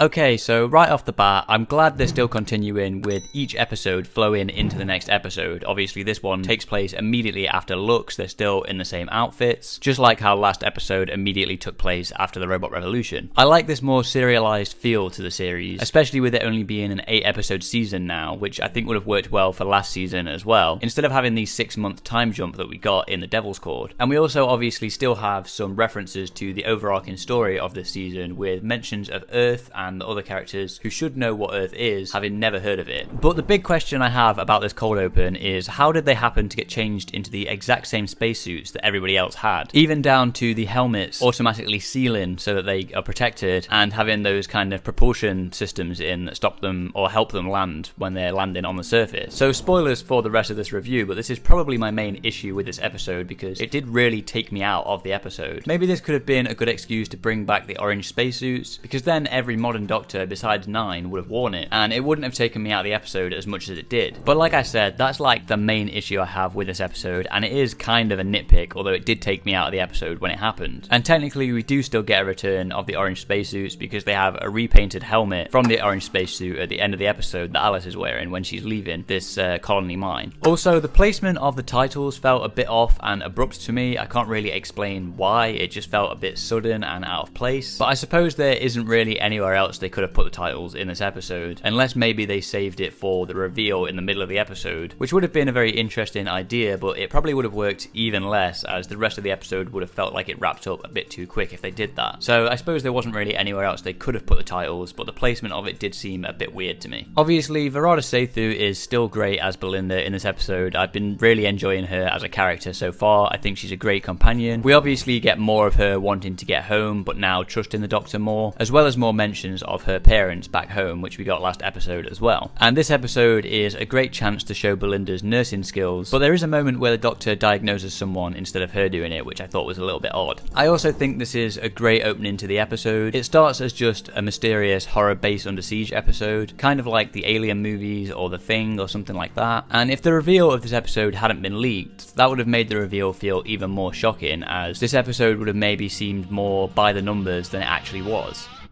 Rose Ayling-Ellis was a great supporting character in this episode as Alice Fenley, and we also have the whole thing of Alice being deaf and using sign language and subtitles, which I thought was a fun inclusion to this episode. I think this was a good addition to the story and a great bit of inclusivity, as it doesn't feel like Alice being deaf is the focus of the story. Alice just happens to be deaf, and it still affects the story by making everything more difficult to deal with, but it isn't the focus of the story, which I really appreciated. And obviously, the Midnight Entity returns in this episode, and even though I was 90% sure this was going to be a sequel to Midnight before watching it because it leaked before, that reveal still really worked for me personally. I thought it was done really well, and it was giving me similar vibes to when I first watched The Legend of Ruby Sunday and they had the Sutekh twist at the end, which obviously Empire of Death didn't quite land for me as much, but that initial reveal at the end of Legend of Ruby Sunday really worked for me, and this was very similar in this episode. Now, I was worried about the Midnight Entity returning. My original speculation from that last shot of the Next Time trailer we got last week made me think that we were going to see the Midnight Entity doing the same thing again, because that shot looked very similar to when the 10th Doctor was possessed by the Midnight Entity in Midnight. So I was worried that the Midnight Entity would just act the same as before, just in a different location, but luckily they did something different with it in this episode. Likely because, at least from what RTD suggests in Unleashed, this wasn't originally intended to be a Midnight sequel when it was first written. It seems like originally this episode was likely written as a completely original monster by Sharma Angel Warfall, but then RTD realised it could suit the Midnight Entity and rewrote some of the parts for it to fit that, hence why he has a co-writing credit in this instead of it just being written by him or just being written by Sharma Angel Warfall. Although that does make me think how much of this was written by Russell, because I would have assumed that this episode was mostly written by Sharma and that Russell just came in to add some of the Midnight stuff, but I do believe he had top billing for writing credits in this episode, so maybe he ended up rewriting most of the story. I'm not really sure. But personally, I think this still works for me as it fits with what the Midnight Entity would do, but it's just messing with them in a different way to what it did before. I'm glad they also didn't show us what it looked like or reveal too much about it. Obviously, if you pause it at the right moments, or if you watched Unleashed, you can basically see what the Midnight Entity does look like in this episode. But for the episode itself, it does really work. And like Russell said in Unleashed, if you're going to do a sequel to any story, it shouldn't be Midnight, because you could easily mess it up and taint the original story, like they did with Pyramids of Mars last year. But luckily, I think they did this really well and pulled it off. Also, unless I'm understanding the mechanics wrong, there is a moment where Alice does a full 360 when she's saying "I'm clean" to the rest of the troopers, which I would have thought would have killed everyone following the rules of this monster. But like I say, maybe I'm misunderstanding the mechanics of this monster. Maybe she has to stand still for a little bit for it to work, or maybe it was just an in-the-moment acting decision that they didn't really pick up on. Also, the line "if it was a clock face, you die at midnight" was a little bit too on the nose for me personally, but I know it worked for a lot of people.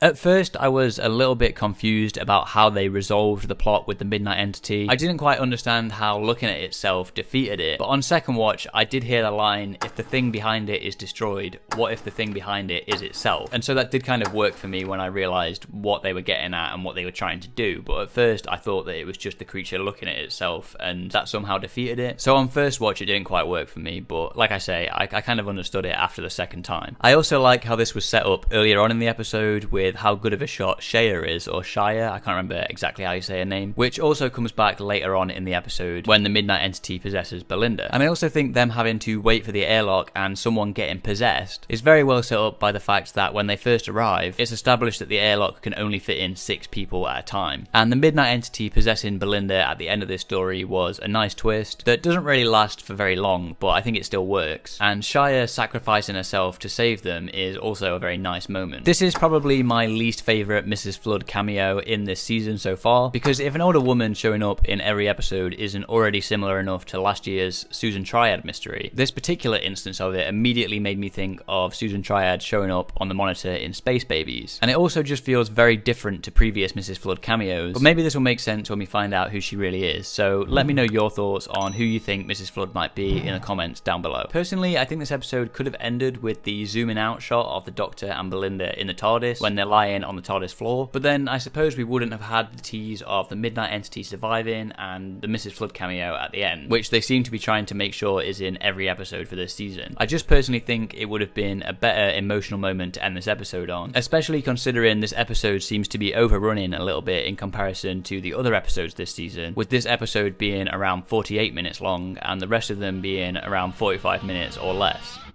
Okay, so The Well was a surprisingly good episode. To say that it was a sequel to an episode that I don't think ever should have got a sequel, but luckily I think they went about it the right way. They didn't reveal too much, and they did something different with the Midnight Entity, which I really appreciated. It's obviously doing different things to Midnight. I know a lot of people were upset that the paranoia and fighting between these characters isn't really on the same level as Midnight, and for me personally I think that works because they're not trying to do the same thing again as Midnight, it's just on the same planet with the same entity. And it also leaves a few things up in the air at the end of this episode, which leave a lot of people speculating and wondering if this plan actually worked, if they actually got out of there kind of unscathed, which I think is very interesting. Right now I'm thinking of putting this again at either A or S tier. I don't know personally whether I prefer it to Lux or not. I think for now my gut's kind of telling me to put it at A tier, but I don't think I really have any issues with this episode, so I don't know if I should put it below Lux or not. Maybe it should be S tier, and then maybe because that fan scene in Lux goes on for a little bit too long, I might move that down to A tier, but I'm not really sure how I feel about that. But let me know where you would rank The Well in the comments down below. So to begin with, it's good that even though this episode is a bit of a detour from the main story of this season, we still start with the Doctor and Belinda trying to land in May 2025 and getting a reading on the Vindicator in a way that also feeds into the main plot of this episode. So even though this episode is a bit of a detour, it still works in a more serialized approach that this season is going for, especially with Conrad likely returning in the finale as well. I've seen a lot of people compare this episode to Love and Monsters from Series 2, even calling this Love and Monsters 2. And while I was getting that vibe from the start of this episode, it really is only the first sort of 15 minutes or so of this episode that is giving that vibe. The rest of this episode isn't really anything like Love and Monsters, besides it being a Dr. Light story. We obviously get a flashback to an adventure with the Doctor and Ruby from Season 1. I had initially thought that this moment was maybe going to have an Autons cameo, thanks to the promotional images being released with the shop window dummies in the background, the filming location being the same as Henrik's from Rose, and me thinking that the antidote that the Doctor was holding could potentially be anti-plastic. But the closer we got to this episode, the more I realised that probably wasn't going to be the case, especially once we got the Next Time trailer for this episode. However, I believe the director of this episode, Peter Hall, or maybe it was Pete McTighe himself, I can't remember, did confirm in Unleashed that this was an intentional nod to the episode Rose, even if the Autons themselves didn't return. So it's nice that on the 20th anniversary of Doctor Who returning, the revival of Doctor Who, we did get a little nod to the first ever episode in this year's season, even if it wasn't the Autons themselves returning. But seeing those shop window dummies in the background did really make me want to see the Autons look like that if they returned in the future. And we also got confirmation that this happened immediately after the Devil's Chord, and weirdly not in that 6-month time jump we got between Space Babies and the Devil's Chord last year, which is where I expected this to be.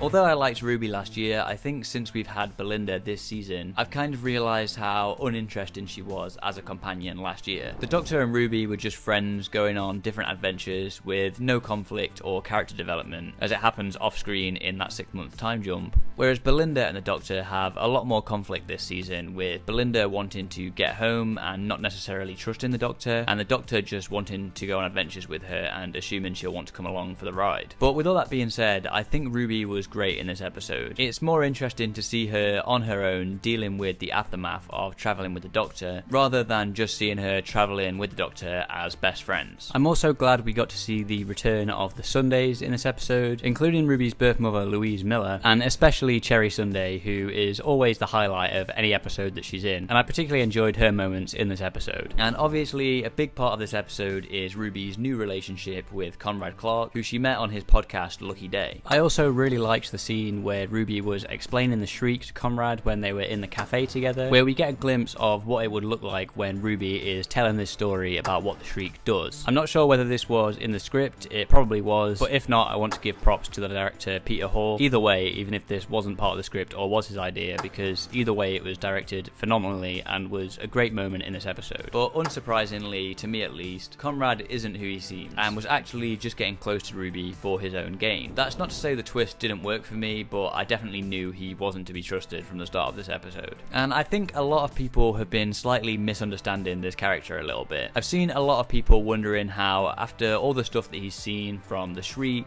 the Doctor and Ruby, evidence of the Doctor being able to time travel as a child, with all that evidence, how he still doesn't seem to believe any of this is real. And that's kind of the point. He knows this stuff is real. He's seen it. He's just lying. Like the right-wing grifters and even politicians that I assume this character is meant to be based on, they know the stuff they're saying isn't true, but they're saying it to further their own agenda or line their pockets. Conrad knows aliens, the Doctor, the work at UNIT is all real, but he has an agenda to push and money to make. He's doing this just as a grift to make money. And this is made even more clear when he belittles Shirley, saying that she's living off benefits and saying that UNIT are wasting taxpayer money, when he himself is proven to be dodging paying tax. And like he says to the Doctor at the end of this episode, I don't accept your reality, I reject it. Something that you'd hear a lot of right-wing grifters saying when they're told what they're saying is untrue, but they already know that and can't refute it, so all they can do is say that they don't accept the reality of the situation. So that's my personal view on Conrad in this episode. He knows all this stuff is true and the stuff that he's saying are all lies, but he doesn't care. That's just what he's doing. He's spreading misinformation so that he can make money because he's a grifter.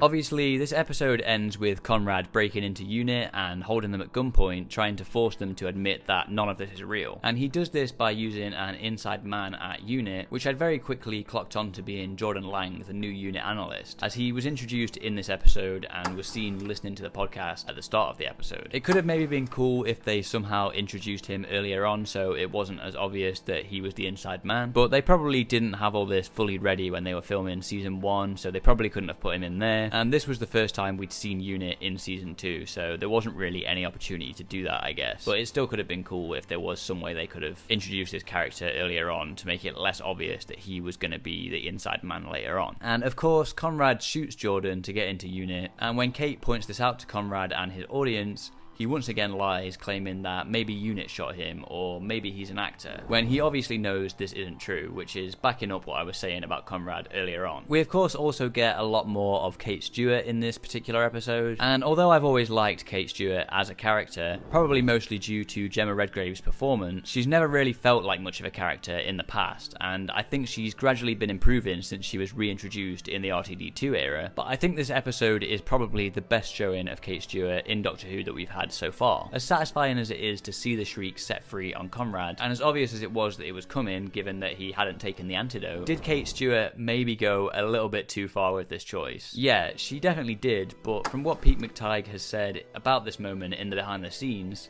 and it's the beginning of a story that has repercussions beyond this episode, beyond this season, even beyond this show. This is something that's going to be addressed in the future and is likely going to feed into the spin-off he is co-writing with Russell, The War Between the Land and the Sea, so it'll be interesting to see that in the future. And backing up what I was saying about Conrad earlier on, even though he is almost killed by the Shriek at the end of this episode, he still says at least your special effects have improved when he knows he's safe. And this isn't because even after seeing the real Shriek and almost being killed by it, he still doesn't believe that it's real. It's because he knows the cameras are still on him, and all of this is being live streamed to his audience. Conrad knows the Shriek are real, he knows Unit are real. He was genuinely scared for his life when the Shriek was about to eat him, and genuinely thankful that Ruby saved him. But that wouldn't fit his agenda he's been trying to get across this whole time, so once he thinks he's safe after the Shriek has been tased, and he realizes the cameras are still on him, he has to keep playing up to them for his audience. At least, once again, that's just my interpretation of this anyway, and of Conrad's character in this episode. I know as well a lot of people have issues with how the public does a full 180 after the live stream and the incident at Unit, where the public basically is once again in full support of Unit and doesn't support Conrad anymore because it doesn't seem very realistic, and with what Conrad's supporters are probably like, they would still probably support him even if his lies have been exposed to the public and shown to be untrue. And while I agree with this, and it is a little bit weird that the public does a 180 and supports Unit again, with Conrad likely returning for the finale, I do think we are going to see more of this developed and shown during the finale, where we're probably going to see that Conrad does still have some supporters out there and are going to play a big part in the finale, in my opinion. That's just my speculation on what could happen with Conrad returning in the finale, if that does happen, which I think it will. And of course, this episode also ends with a confrontation between the Doctor and Conrad, with the Doctor giving Conrad a good talking to at the end of this episode. And I love this scene so much because I love how we get to see more of this darker side of Ncuti's Doctor, and I also love the lighting in this scene. I wish we saw the TARDIS lit like this more often instead of the boring white lighting that we get most of the time we see the TARDIS interior in this season and last season. And I also doubt that Pete McTighe and Russell T Davies realised how relevant some of these lines in this scene would be to this exact week that the episode aired in, because a lot of these lines just hit so hard in this particular week, which must have been a coincidence with how early this was filmed and written.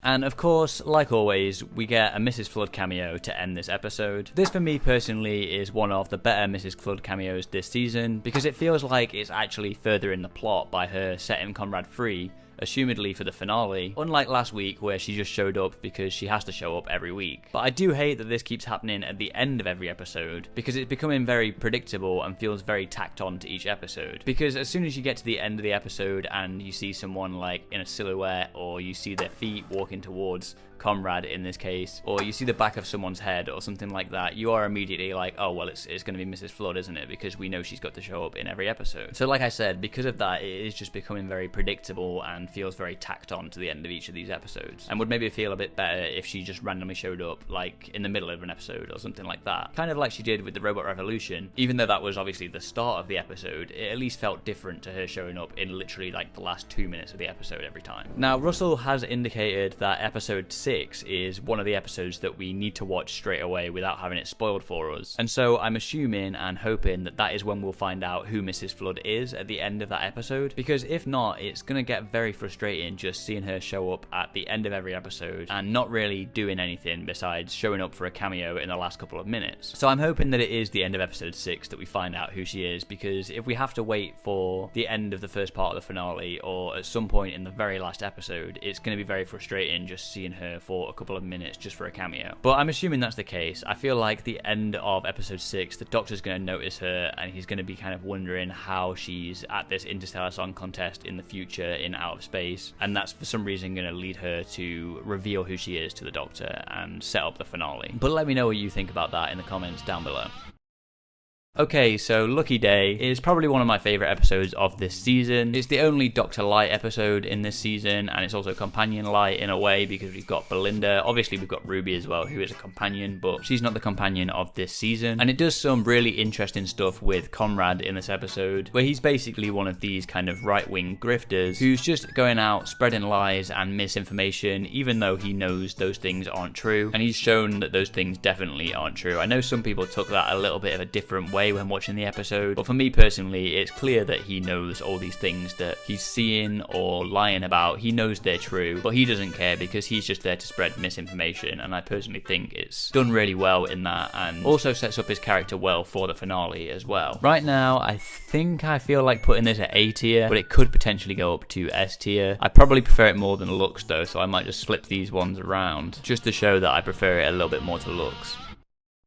Okay, so this episode opens with Omo telling the story of him meeting the Doctor in the past, which gives us a sense of this connection that Omo and the Doctor already have, and you can get a better sense of that if you read the prequel story written by Anua Ellams, which I read before watching this episode, and it just gives a stronger connection between the Doctor and Omo and how come they already know each other before this episode starts. So if you've not read that yet, I definitely recommend reading it, even if you've obviously already seen the episode, which I assume you will have done before watching this video. We're also obviously still continuing this season's story of trying to get Belinda home, with the Doctor choosing Lagos, Nigeria due to its large communications network, and even though Belinda still wants to get home, it makes sense that she's happy for the Doctor to stay here for a while, given that it's clear how much this place, particularly Omo's palace, means to the Doctor since regenerating into this new body. Unfortunately though, this does mean we don't get much of Belinda in this episode, as she understandably wants to let the Doctor have this time on his own, but Belinda's absence is definitely felt in this episode, particularly given that we didn't get much of her or even the Doctor last episode. Obviously, like I mentioned, the setting of this episode is Lagos, Nigeria, and it's particularly set in a barbershop due to the importance of storytelling in this particular establishment in this culture, which I think was a really nice focus of this episode. I also appreciate that when the Doctor tells his story, he doesn't tell an exciting adventure that we haven't seen before, which they could have easily done just as an excuse for like a Dalek cameo or something like that, but instead he tells a human story about Belinda, which is nice because of how little we see of her in this episode, like I mentioned, but it also gives us a nice Mrs. Flood cameo for this episode, which is a lot better and less forced than in previous episodes, where she just kept showing up for the last couple of minutes. Instead, this is just like a fleeting moment where she's walking past Belinda, who obviously already knows who she is, as she's apparently going to collect some pills from the doctors or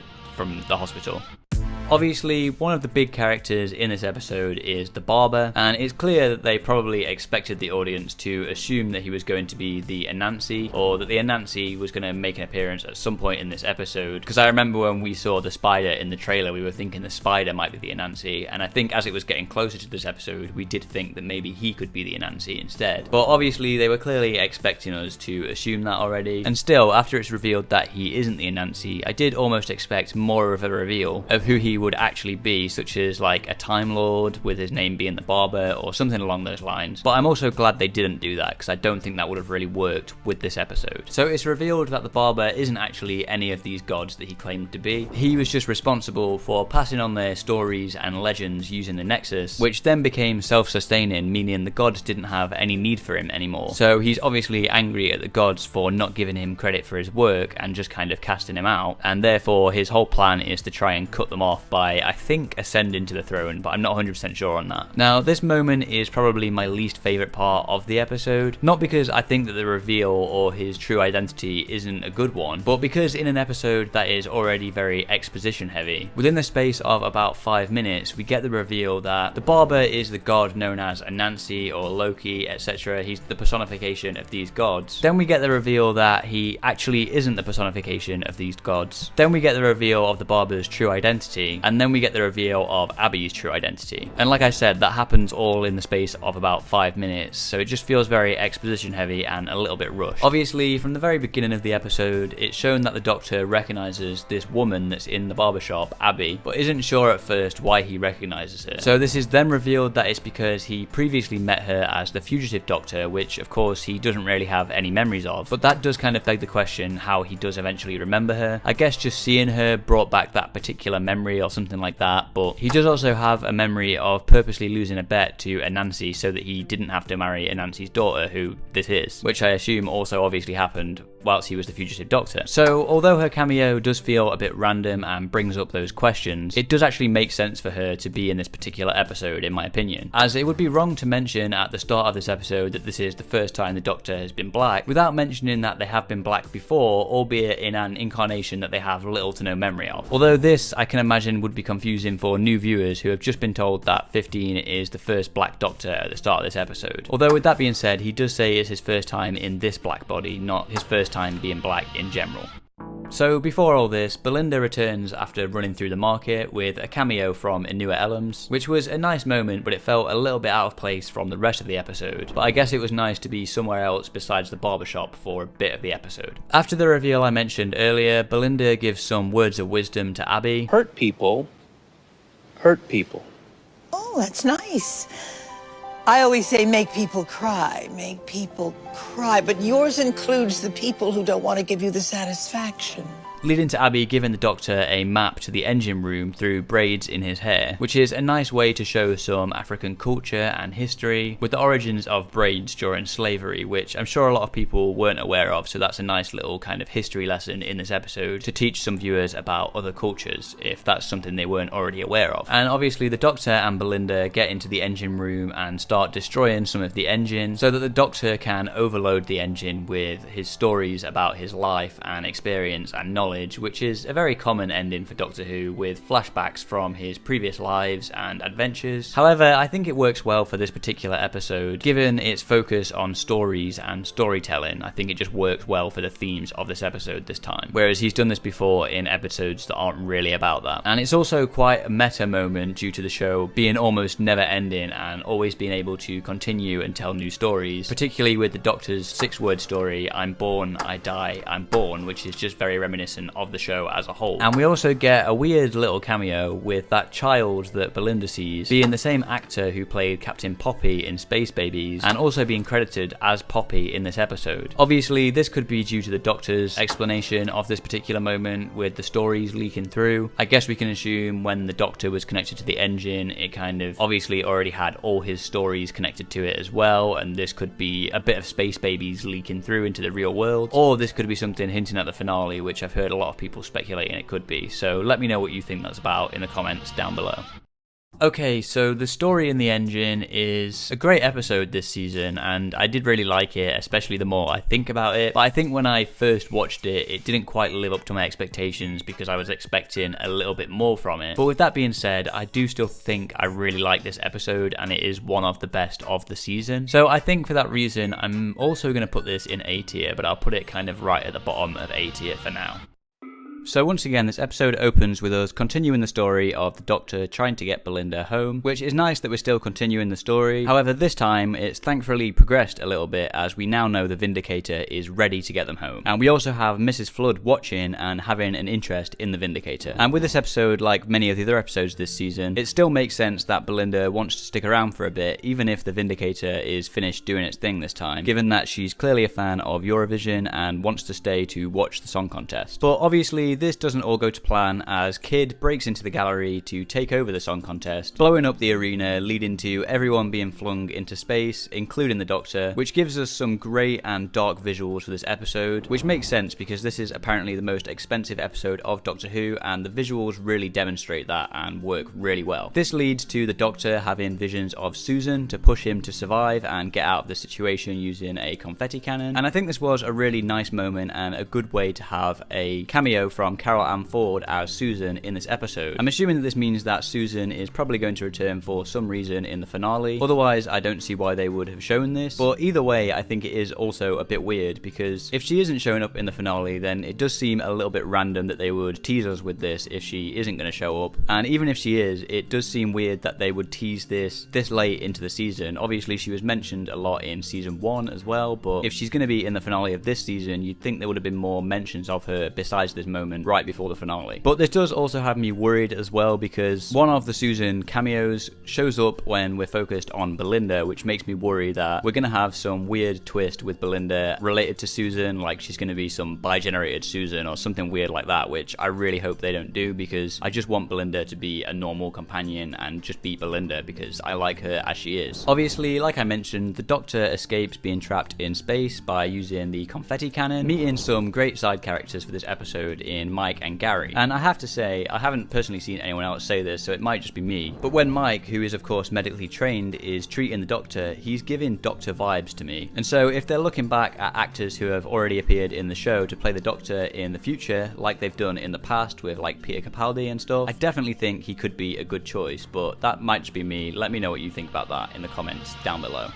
And this is unfortunately where the positives of this episode end for me, because this episode obviously towards the end has a confrontation between the Doctor and Kid, and although what Kid is doing is wrong, making him out to be a purely bad guy just feels very off to me. Kid has some very justifiable reasons for what he's doing, even if he is going about it the wrong way. At the end of the day, he is a freedom fighter who's survived a genocide. Especially with the Doctor's backstory, you'd expect him to sympathize with Kid in some way, instead of saying the things that he says in this episode to him. I understand that the Doctor doesn't necessarily know Kid's backstory at this point, as only Belinda has been told about it by Cora, and the Doctor likely only finds out about all this when watching Cora perform her song. And while I understand that we're not supposed to like the Doctor in this moment, and I do like seeing this Doctor in his darker moments, the optics of having a character who is a genocide survivor being played by an actor who is also a genocide survivor torturing another survivor of genocide does just feel wrong to me. And I also don't know how much of this episode is meant to be an allegory for the current situation with Eurovision and its relationship to Israel and Palestine, given when this episode was likely written, but if it is meant to be commenting on that, I think it goes about it the wrong way and gets the wrong message across. With that being said, I think the way that they save everybody from the song contest is well set up with the holograms at the beginning of the episode, where we see Graham Norton's hologram, even if it may be a little bit of a stretch that technology and people who work on holograms are able to set up a tractor beam with it. Similarly, I think the way that they bring everybody back to life using the cryogenic freezing or reversing the cryogenic freezing process is also well set up with having Rylan in this episode. It isn't just there for a cameo. Him being cryogenically frozen and being brought back to host this song contest is kind of set up for how they save the people at the end of this episode. But similarly to the negatives that I was just talking about, we don't get any kind of comeuppance or dealing with the corporation and what the corporation has done at the end of this episode. Cora just kind of sings her song and moves on, and we don't really get to see the Doctor dealing with the corporation or dismantling the corporation or anything like that, which I think is really unfortunate. Obviously, we then get a return of the Graham Norton hologram to give us the exposition about what's happened to the Earth, setting up the finale, and we end on a great cliffhanger of the TARDIS doors exploding. But obviously, that isn't where this episode ends. Obviously, this episode ends with the reveal that Mrs. Flood is in fact the Rani, as she bi-generates into a new Rani, or with a new Rani bi-generating from her, which I just personally felt like was a very boring and underwhelming reveal, not only because people had already been speculating that this was going to be the Rani and that it seemed like a very obvious choice, but just by the way that it was done in the episode. I feel like this was meant to be this season's equivalent of the Master reveal in Utopia, and I just think it comes across nowhere near anything quite as impactful as that reveal. Obviously, not every reveal has to be as huge and impactful as that, and we might get a bigger reveal at the end of the first part of the finale, but this just felt like a very underwhelming and tacked on moment in the episode when compared to that reveal, which was a big part of the main episode with a significant amount more build up to it and not just a tacked on post-credit scene. And the Doctor and Belinda aren't even there to witness it. But with that being said, I will say that I do like the theme that we get from Murray Gold for the Rani. Like I said, I don't necessarily mind the reveal that Mrs. Flood is the Rani. I think it's just the way that it was handled in this episode, and I think the double acts between these two Ranis, or the Rani and Mrs. Flood, could be very interesting for the finale. But it does also feel a bit weird considering bi-generation is meant to be so rare, and before the Doctor bi-generated, it was meant to just be a myth. And unfortunately, there was also just no progression of Mrs. Flood throughout this season to make it anywhere near interesting when it was revealed who she actually was. She was just showing up at the end of every episode, or maybe briefly in the middle of an episode. The only thing she really did was set Conrad free, which is obviously going to play a part in the finale, and showing an interest in the Vindicator. So like I said, I just think the reveal itself was very boring and underwhelming.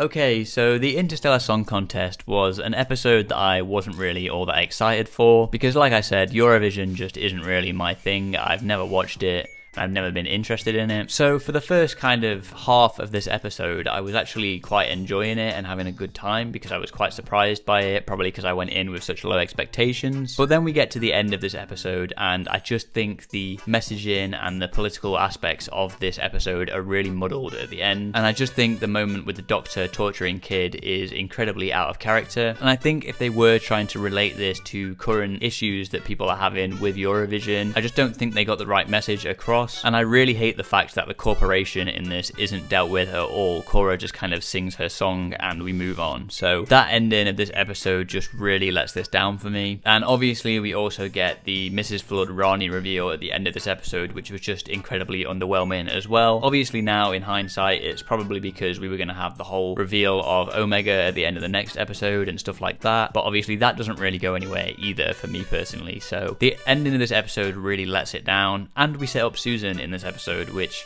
doesn't go anywhere as well, which I assume it was probably meant to until everything was reshot for the finale. So I think for that reason, I'm going to put this at C tier for now, because like I said, I enjoyed the first half of this episode. And I think for that reason as well, I'm probably going to move the Robot Revolution up to B tier, just because it's definitely better than the Interstellar Song Contest.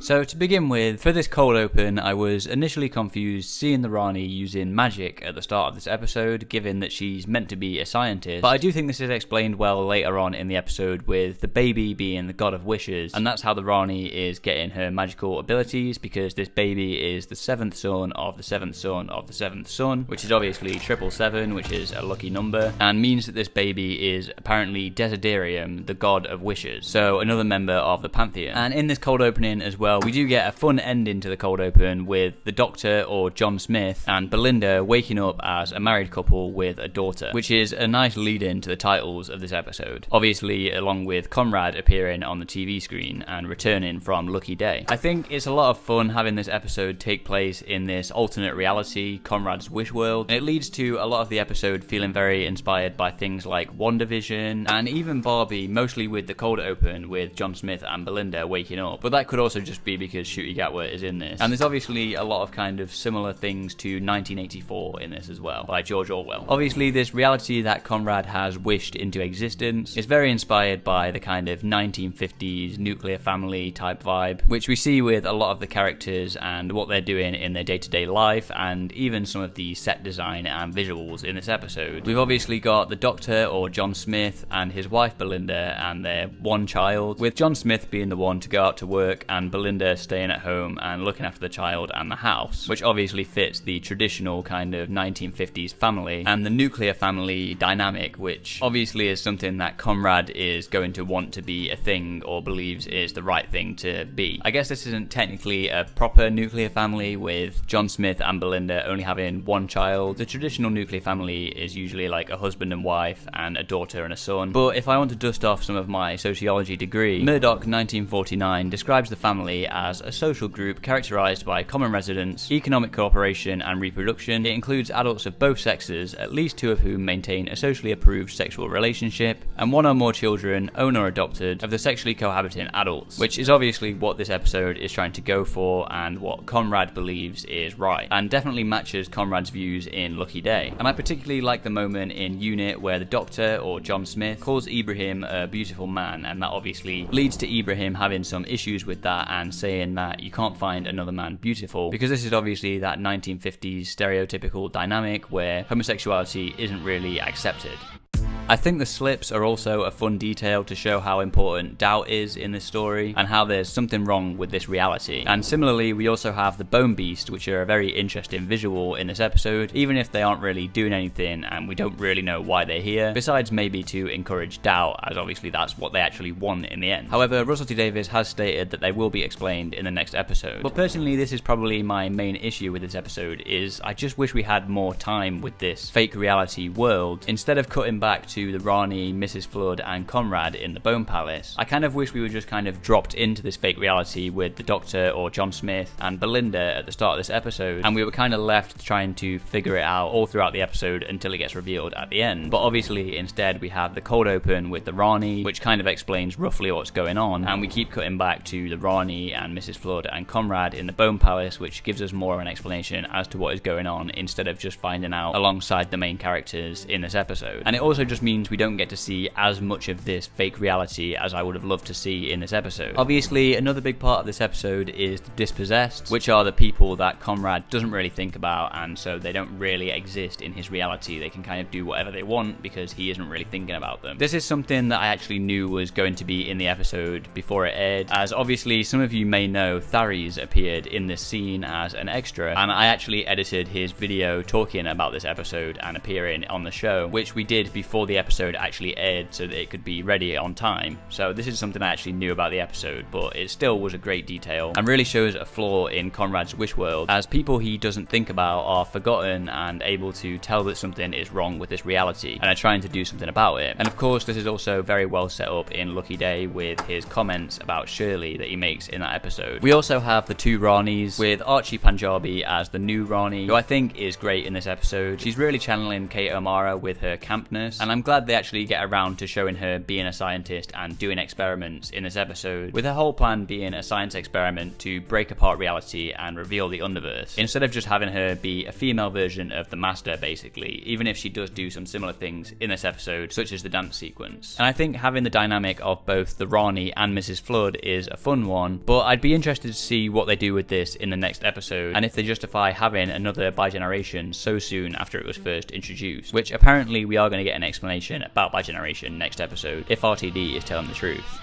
Okay, so towards the end of this episode, we get a green screen cameo from Rogue, which doesn't look all that great, but it is nice to see Rogue again and have some kind of follow-up from the episode Rogue last season. Unfortunately, I don't think we're really going to get more than we got here, unless 15 does continue into the next season and we get an episode of him trying to save him, but I don't know how likely that will be. It does also feel a little bit weird that Rogue knows all this stuff and is able to communicate to the Doctor in this fake reality, but it was still nice to see him, bad visual effects aside. And obviously, Rogue tells the Doctor that tables don't do that, referring to the slips in this episode, which leads to the Doctor, or I guess John Smith in this case, having doubts about this reality, leading to Belinda calling the police on him and getting him taken away to the Bone Palace, where we then get the Rani reveal to the Doctor or John Smith and Belinda, which obviously is unfortunate because we already knew this because of the disappointing and underwhelming post-credit scene reveal last episode. But even if not for that, the Doctor is still John Smith at this point, and Belinda isn't herself at this point either, so we're still not really getting it revealed to the Doctor, even if he does come to towards the end of the episode and know about this. But I guess they didn't care as much about this Rani reveal, because obviously the big part of this episode and the big cliffhanger for this particular episode is the return of Omega, as the Rani is trying to break apart reality to reveal the Underverse where Omega is apparently hidden. Now, it's interesting that we didn't see Omega at the end of this episode like we did with Sutekh in the cliffhanger for The Legend of Ruby Sunday. I think that would have been a much more impactful moment to end the episode on. Instead, we just get some archived dialogue from Omega from, I think, a Big Finish audio as far as I know. But I'm assuming they're doing this for a reason. There's probably a reason they couldn't show Omega at the end of this episode because of what happened next episode. For example, maybe next episode will focus on them trying to prevent his return instead of him actually returning and them trying to banish him again. But that's just some speculation on my end. I do think it would have been more impactful if we did end it on a reveal of Omega himself. But as cool as it is to see Omega finally returning, this reveal does have me a little bit worried for the next episode, as it's already kind of overcrowded as it is with two Ranis and Conrad, and now we're adding Omega into the mix. And obviously as well, there's also the expected return of Susan next episode as well, with her showing up for the past couple of episodes. So I just think it's going to be a bit of an overcrowded finale, and I am worried about that. Speaking of Susan, this episode ends with the Doctor saying that Poppy is real, which is an interesting way to end the episode and is obviously going to have some significance next episode. Obviously, if you think about it, nobody in this episode has been created from thin air for this reality. There's no made up people that didn't exist before this wish world, which does mean that Poppy is likely a real person that's been put into this wish world. And with such a strong emphasis on this at the end of the episode, there is of course speculation that this could have something to do with Susan, and that Poppy is somehow the Doctor's real daughter and is maybe Susan's mother. But let me know what you think about that theory in the comments down below.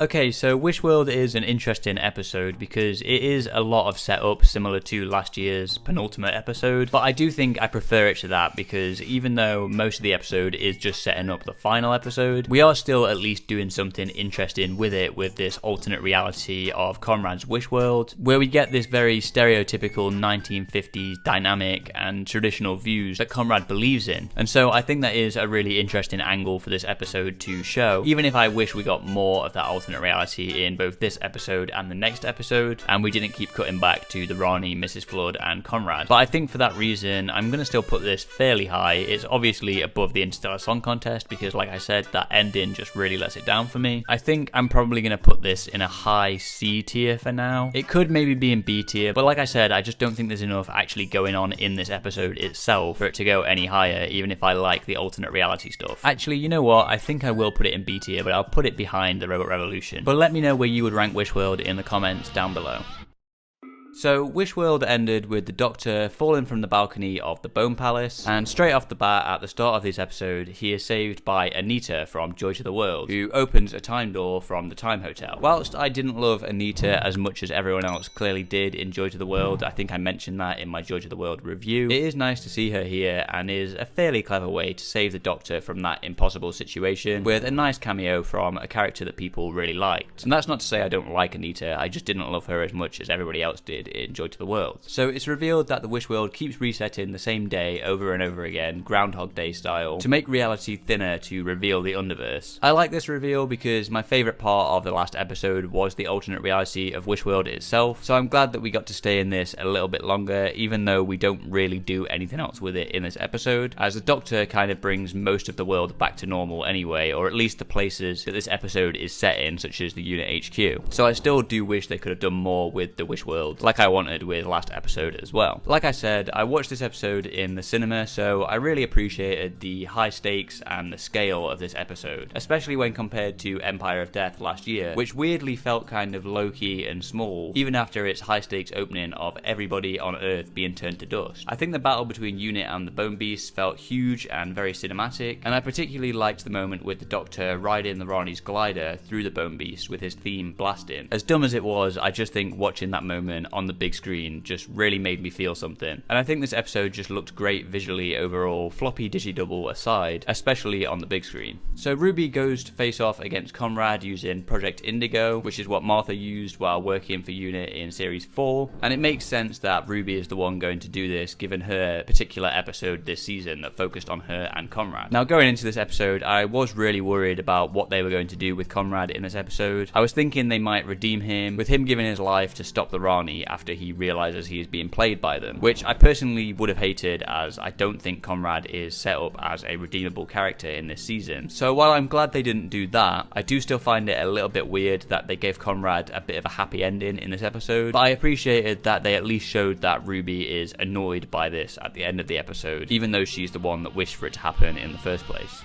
Given that we didn't see Omega at the end of last episode, and we only got archived Big Finish audio for him, I wasn't expecting to see him much in this episode, so I wasn't too annoyed when he only appears for less than 5 minutes in this episode, as that's kind of what I expected from him in this anyway. However, I don't think I'm a big fan of the Omega redesign in this episode. They've basically given him the Sutekh treatment by turning him into a big CGI monster, which I was worried that they would do again. With that being said, I think this works better than when they did it with Sutekh, but I'm not 100% sure why. Maybe it's because he doesn't appear for that long anyway, and the CGI on him is done really well as well, much like with Sutekh last year, even though I wasn't a huge fan of that redesign either. Also, I know a lot of people are annoyed with the Doctor defeating Omega by basically blasting him with a huge laser, but for me it seemed pretty obvious that he was just blasting him with a billion supernovas or whatever to send him back to the Underverse, not to kill him, because that would feel very out of character. But obviously it does feel like a bit of an underwhelming resolution to this whole Omega thing. And with that being said, it is also weird seeing the Doctor using the Vindicator as a gun, given that RTD previously said that he redesigned the sonic screwdriver in this era to make it look less like a gun. But at this point, I think RTD is just saying random stuff without even thinking about it. One day, I think it'll be a companion called Petrol. And then Omega just eats the Rani and Mrs. Flood escapes using the time ring, so that's that sorted, I guess.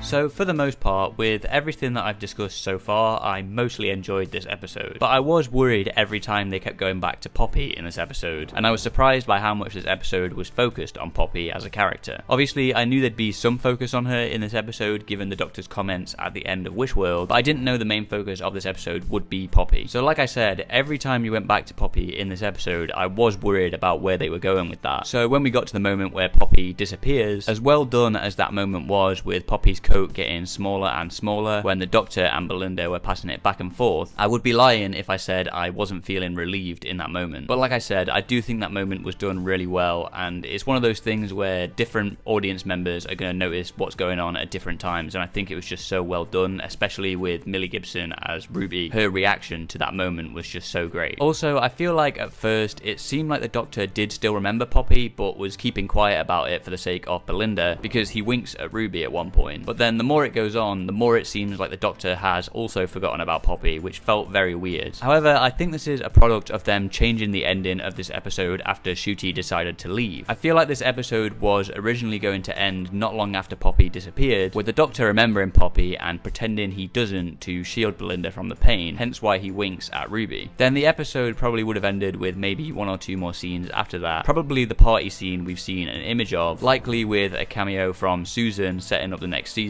because obviously it's kind of weird that we've been setting up Susan the past couple of episodes and then this episode has nothing to do with her at all. And then potentially with the Doctor going to find Poppy in season 3, with that somehow tying into Susan's origin or something to do with Susan. But after Ncuti decided to leave, they then needed an excuse for him to regenerate, so I think they needed to add some additional scenes with the Doctor going to bring Poppy back, which I don't think was part of the original plan for the end of this episode, which also leads to a very weird ending with Belinda being Poppy's mother, even though that clearly wasn't the case before he changed the timeline, which definitely feels weird and clearly not part of the original plan, given that Poppy is the same as Captain Poppy from Space Babies, so surely she's still out there somewhere. And it just feels like a really weird and out of left field ending for Belinda as a character, which is really unfortunate given how much she's been sidelined in the second half of this season, and she's literally shut in a box for most of this episode and then saddled with a child that she never had, and now she's also all of a sudden fine with the Doctor scanning her child's DNA, which she definitely shouldn't be fine with considering how she felt about the Doctor doing that to her in the Robot Revolution.